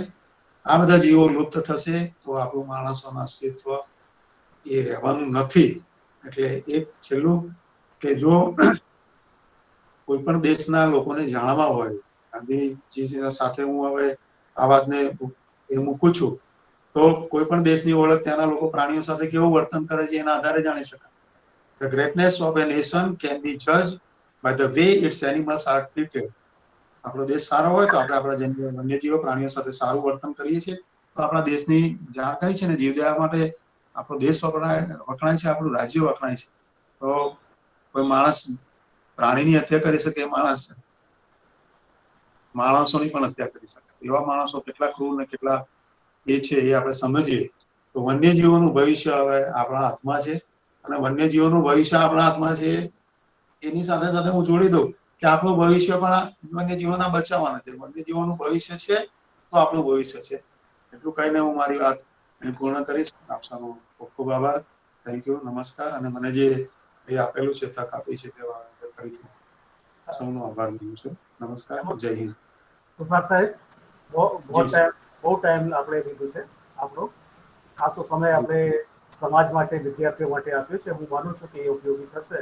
હું મધ્ય ગ્રામ સેવા મહાવિદ્યાલય NSSમાં જે પ્રભારી છે હસમુખભાઈ પંચાલ, એમને વિનંતી કરું આજના મહેમાનશ્રીનો આભાર વ્યક્ત કરે. હસમુખભાઈ, મને સાંભળો છો? હાજી, મારો અવાજ આવે છે ને? યસ, આવે છે. ઓકે. આજે વન્યજીવન સંરક્ષણ સંવેદના જાગૃતિ કાર્યક્રમમાં આપણી સાથે શ્રી હેમંતભાઈ સુથાર જોડાયા અને ખૂબ બધી અદ્ભુત એમ કહી શકાય એવી માહિતી આપણને આપી છે. એમણે આપણને વન્યજીવન સંરક્ષણ અને માનવ અસ્તિત્વ વિશેની વાતો કરી છે. આ વન્યજીવન સપ્તાહ અને એને ગાંધી જયંતિ નિમિત્તે કેમ ઉજવવામાં આવે છે એની પણ અને અહિંસાના મૂલ્યની વાત કરી છે. વિશ્વ પ્રાણી દિવસ, વિશ્વ વન્યજીવન દિવસની વાત કરી. પૃથ્વીના સર્વ જીવોનું ટકાઉપણું, એની સાથે કેવી સમસ્યાઓ જોડાયેલી છે, કેવા કારણો જોડાયેલા છે, વૈશ્વિક ગેરકાયદેસર વન્યજીવન વેપાર અને એની આખું PPT પ્રેઝન્ટેશન કે જેમાં એમને વિવિધ બાબતોને આંકડાકીય વિશ્લેષણના માધ્યમથી આપણી સમક્ષ પ્રેઝન્ટ કરી છે. દીપડા, વાઘ, હાથી, ગેંડા, સરીસૃપો, કીડીખાઓ, પતંગિયા, ગરોળિયા, આ બધાને એમણે આપણી સમક્ષ એવી રીતે રજૂ કર્યા છે કે જાણે કે લાઈવ, અને આપણે એ બધી વસ્તુઓને સારી રીતે સમજી શક્યા કે આ આ જે લુપ્ત થતી જાતિ છે અને એની કેવી સ્થિતિ આવનાર સમયમાં બનશે જેનું રેસ લિસ્ટ પણ એમણે આપણી સમક્ષ મૂક્યું છે. આમ તો આ સમગ્ર જીવન સાયકલની લાઈફ સાયકલની વાત કરી છે એમણે, અને એમાં આપણે કેવી રીતે આ પ્રાણીઓના માટે જીવીએ. આમ તો આ સંવેદનાથી સંરક્ષણને જીવંત કરવા માટે તમે આ સરસ વાતો આપણી સમક્ષ મૂકી. હું એમનો હૃદયપૂર્વક ખૂબ આભાર માનું છું. મહાવિદ્યાલય વતી, રાંધેજા ગ્રામ સેવા કેન્દ્ર વતી હું એમનો ખૂબ ખૂબ આભાર માનું છું. બધા જ આ સમગ્ર કાર્યક્રમમાં ગુજરાત વિદ્યાપીઠ રાંધેજાના ગ્રામ વ્યવસ્થાપન અધ્યયન કેન્દ્રના ડાયરેક્ટર અને મહાદેવ દેસાઈ ગ્રામ સેવા મહાવિદ્યાલયના સંયોજક શ્રી ડૉક્ટર રાજીવભાઈનો પણ આભાર માનું છું. એમણે આપણને આ કાર્યક્રમ કરવા માટે અને બધી જ વ્યવસ્થાઓ સાથે જોડાવા માટે એક ખુલ્લું મોકળું મેદાન આપણા માટે પૂરું પાડ્યું છે. સાથે સાથે ઉન્નત ભારત અભિયાનના સંયોજક ડૉક્ટર સતીશભાઈ પટેલનો પણ આભાર, એમની ટીમનો પણ આભાર માનું છું. કાર્યક્રમનું સંચાલન કર્યું છે ડૉક્ટર લોકેશભાઈ જૈનનો આભાર માનું છું. અને જે જિજ્ઞાસુ યુવાનો કે જેઓ આ કાર્યક્રમને સફળ બનાવવા માટે જોડાયા છે અને એમણે ખૂબ રસપૂર્વક આ કાર્યક્રમને સમજ્યા હશે એ સૌ યુવાનોનો પણ આભાર માનું છું. રાષ્ટ્રીય સેવા યોજના અને ઉન્નત ભારત અભિયાન સાથે જોડાયેલા તમામ યુવાનો અને જિજ્ઞાસુ યુવાનોને હું આભાર માનું છું. સૌના આભાર સાથે હું ફરીથી આભારની લાગણી વ્યક્ત કરું છું. Over to લોકેશભાઈ. सुथार साहब, दो मिनट आपका कुछ चैट बॉक्स में कुछ इंटरेस्टिंग प्रश्न आए थे, तो लोगों का कहना थोड़ी सी आप उस पर प्रकाश डालें. और अमीशा साहब ने पूछा है, जाहिर बाजार में प्राणियों और पक्षियों વેચવામાં આવે છે, શું તે કાયદેસર છે? એ જે મેં મારા વક્તવ્યમાં કહ્યું કે સાયન્ટિસ્ટ હેઠળ જે પ્રાણીઓની યાદી બનાવેલી છે એમાં 5000 જેટલા પ્રાણીઓ છે ને કે 29,000 જેટલી વનસ્પતિઓ છે. એટલે એનો જે કાયદેસર એટલે બે રીતના છે કે એનો વેપારમાં એ ટ્રેડ રેગ્યુલેટ કરેલું છે, એટલે તેનો આયાત નિકાસ ને એનું વેચાણ કરવાનું તમારી પાસે પરમિશન હોવી જોઈએ. એક કે જે પરમિટેડ કાયદેસર, એટલે એની એક વાઇલ્ડલાઇફ પ્રોટેક્શન એક્ટ હેઠળ યાદી આપેલી કે વાઇલ્ડલાઇફ પ્રોટેક્શન હેઠળ જે યાદી આપેલી છે પ્રાણીઓ પેલી યાદીમાં નથી. એટલે એક તો પ્રતિબંધિત કયા પ્રાણીઓ છે અને જેના પર પ્રતિબંધ નથી એવા કયા પ્રાણીઓ કે વન્યજીવો છે, એ બે વચ્ચે આપણે જોવાનું રહે. એટલે જે ગેરકાયદેસર વેપાર જે કહીએ છીએ એનો મતલબ કે જે પ્રતિબંધિત છે એનો વેપાર થઈ રહ્યો છે. એટલે એ આંકડા બતાવી રહ્યા છે. એટલે ઘણી વખતે પેલા બજરીગર ને બીજા જે પક્ષીઓને એ બધા આવતા હોય છે એનો વ્યવહાર નિયમબદ્ધ છે, એટલે એ કરી શકાય એવું કહેવાય છે. અને એની વિશ્વ કક્ષાએ નક્કી થયેલું છે કે આ વેપાર પ્રતિબંધિત, આ વેપાર મંજૂરી સાથે, એટલે એમાં પણ મંજૂરી તો કરી છે, તેમની પાસે એપ્રુવલ તો હોય, પણ છતાં એક ત્રીજી વાત એ આવે છે કે મંજૂરી વાળા પ્રાણીઓ હોય તેમાં પણ કોઈ પ્રકારની ક્રૂરતા કરવાની નથી.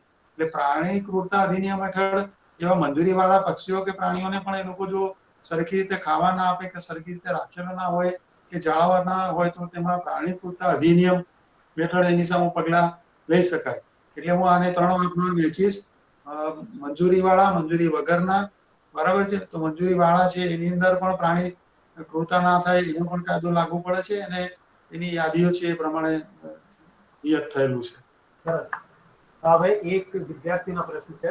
નવસારી જિલ્લાના વાંસદા તાલુકામાં નેશનલ પાર્કમાં છેલ્લા 50 વર્ષ પહેલા એશિયાટિક વાઇલ્ડ ડોગ્સ આવ્યા હતા. એ બાઘ અને સિંહથી ખૂબ પણ તાકાતવર છે. એ ક્યાંથી આવ્યા હશે સાહેબ? અચ્છા, એશિયાટિક વાઇલ્ડ ડોગ, બરાબર. મિત્રો, આપણે એવું ગુજરાતના જે યાદીઓ છે એની અંદર એક તો વાઇલ્ડ ડોગ એટલે કે ધોલ કહીએ, બરાબર છે. એ ધોલ નામના પક્ષીઓ, જંગલી કૂતરા આપણને જોવા મળતા હતા એવું આપણે કહેતા હતા.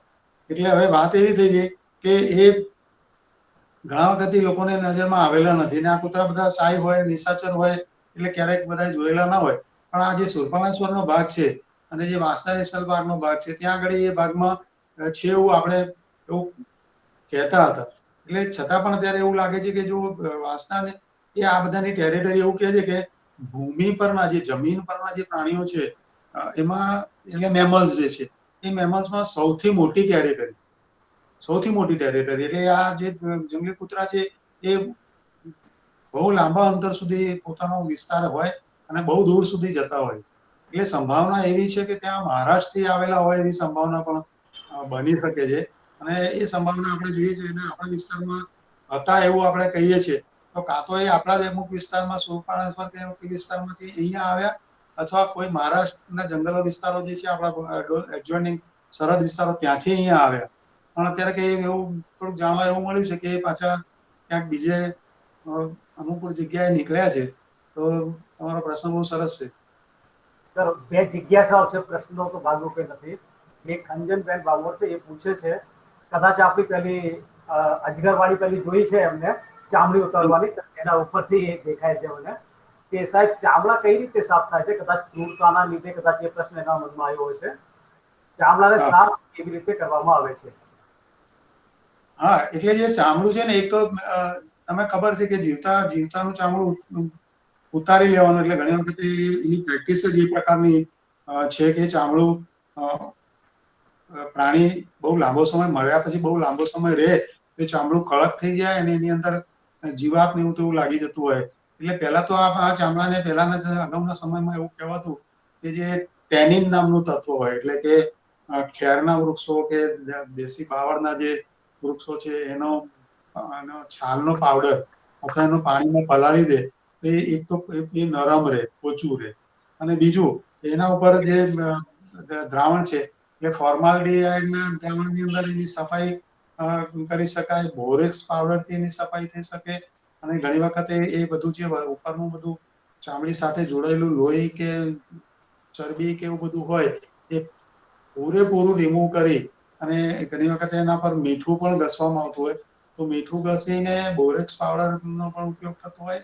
અને આ મેં કહ્યું તે બે ટેનિન તત્વ ધરાવતા હોય એવા છાલ કે પાવડર બાવળ કે ખેરના કે એનાથી આખું ચામડું સાફ કરીને રાખવામાં આવતું હોય છે. અને ચામડા એમ કે પેલો વીંટો વળી જાય ને કાપડની જેમ એવું રહેવું જોઈએ, કડક ના રહે એવું એની કાળજી રખાતી હોય. તો આ થોડીક એને હું અત્યારે એકદમ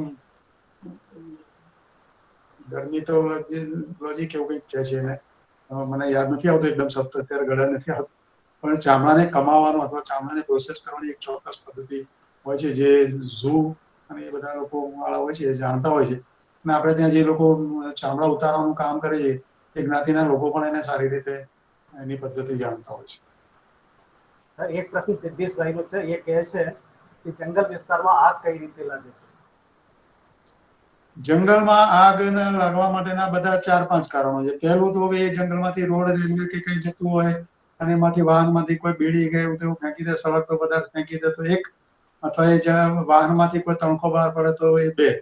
ત્રીજું, ઘણા બધા વિસ્તારોમાં અંધશ્રદ્ધા એવી છે કે ડુંગરો નવડાવવાની જે છે ને એ મને ડાંગની અંદર પણ કંઈક અને સાબરકાંઠામાં, બનાસકાંઠાના અમુક ભાગોમાં અમુક જાતિ લોકો એવું માને છે કે આ જંગલ ડુંગરો સળગાવવાથી એના આશીર્વાદ મળે છે, એનું ફળ મળે છે.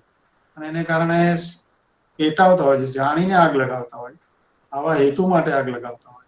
બીજું, મહુડા ભેગા કરવા માટે પણ ઘણી વખત એવું હોય છે કે મહુડાના ઝાડ નીચે જે પાંદડા કે કચરો પડ્યો હોય એ સળગાઈ નાખવાનો, એટલે નીચે સફાઈ થાય તો મહુડાના જે ફૂલ પડે એ સારી રીતે વીણી શકાય. હવે એવી આગ ઘણી વખતે કૂદી જાય અથવા પછી આગ ઓલવવાને બદલે ચાલુ રાખે તો એ પણ જંગલમાં જતી હોય છે. ઘણા લોકો એવું કહે છે કે બે વાંસ ઘસાવાથી અગ્નિ પેદા થાય, તણખો જરે તો પણ આગ લાગે. પણ એ કારણ બહુ અપવાદ રૂપે એવું કારણ હોઈ શકે. પણ મેં જે કહ્યું એવા બે મુખ્ય કારણો, કંઈક આકસ્મિક કારણો અને બીજું જાણી બુજીને લગાડે એવા કારણો. તો જંગલની આગના બે મુખ્ય કારણો. અત્યારે તમે જે કહ્યું એમાં એક બીજો હું તમને કહું કે એમેઝોનની આગ. અને તમે હમણાં ઉત્તર ભારતની અંદર હિમાચલ પ્રદેશ છે, પછી હિમાલય, ઉત્તરાખંડ અને ઉત્તર પ્રદેશ ને એના બધા હિમાલય ક્ષેત્રની અંદર જંગલોની જે આગ લાગી હતી એ જંગલ માફિયાઓએ લગાડી. આ જંગલ માફિયાઓ જંગલો સળગાઈ દેવાના, એના જે બધા ઝાડ અને લાકડા બધા પડે એ, અને એની અંદર બહુ મોટું રાજકારણ અને બેકિંગ હોય. કારણ કે કરોડો રૂપિયાનું જંગલ બળી જાય, કરોડો રૂપિયાના લાકડા નીકળે એ ત્યાંના વેપારીઓને જેને ફાયદો થતો એ લોકો એમાંથી લાકડા હરાજીમાં ઓફિશિયલી રાખીને બધું કરે. એટલે આ આગ એક ખરાબ ઇન્ટેન્સ પૂર્વક પણ લગાતી હોય એવું એમેઝોનના જંગલોમાં ને એના ઉત્તર ભારતના સામે કયા એ પ્રદેશોમાં એવા કારણોને લીધે આગ લાગેલું પણ નોંધવામાં આવ્યું છે ને એ છે ને એમાં એનું કયા શબ્દો વાપરવા મને શબ્દો ત્યાં નથી આવતો પણ માનવ ખરાબમાં ખરાબ થાય છે. બરાબર છે સાહેબ, જે રાજનૈતિક કારણ છે એ પણ કંઈ પૂછવાનું પડતું નથી. એક છેલ્લો પ્રશ્ન છે સાહેબ ઉષાબેન પરબનનો. એ કહે છે સર, જંગલ વિસ્તારમાં પ્રાણીઓને ચરવા માટે જમીન આપવામાં આવે છે, એમને પૈસા પણ આપવા પડે છે? એ ડોમેસ્ટિક અને વાઇલ્ડ વચ્ચે ક્યાંક કનેક્શન જોડવામાં આવે છે? ના, અમુક જગ્યાએ પહેલા એ પરવાનો હતો કે ભાઈ અમુક પ્રાણીઓના ઢોરને ચરાવવા માટે એને એટલી ફી ભરવાની થતી અને એટલી ફી ભરે તો એ ઢોરા ચરાવવાની મંજૂરી હતી, પણ એના માટે એના જે અભયારણ્યની વાત છે અને અમુક વિસ્તારો જે જાહેર થયેલા છે એના માટે જે નિયમ છે. બધી જગ્યાએ એવો નિયમ નથી કે ચરિયાણા માટે પૈસા આપવા પડે. ओके, शुक्रिया सर। बहुत आप जुड़े हमसे, बहुत अच्छी तरह से सब लोगों की जो जिज्ञासाएं थी उनको पूरा किया, और इस तरह वापस फिर आपसे मिलते रहेंगे, आपका लाभ लेते रहेंगे और समाज से जुड़ने की एक कड़ी के रूप में हम फिर मिलेंगे सर। बहुत बहुत शुक्रिया सर आपका विभाग की तरफ से। ધન્યવાદ. નમસ્તે. જય હિન્દ. કાર્યક્રમ આપણે અહીંયા પૂરો કરીએ છીએ.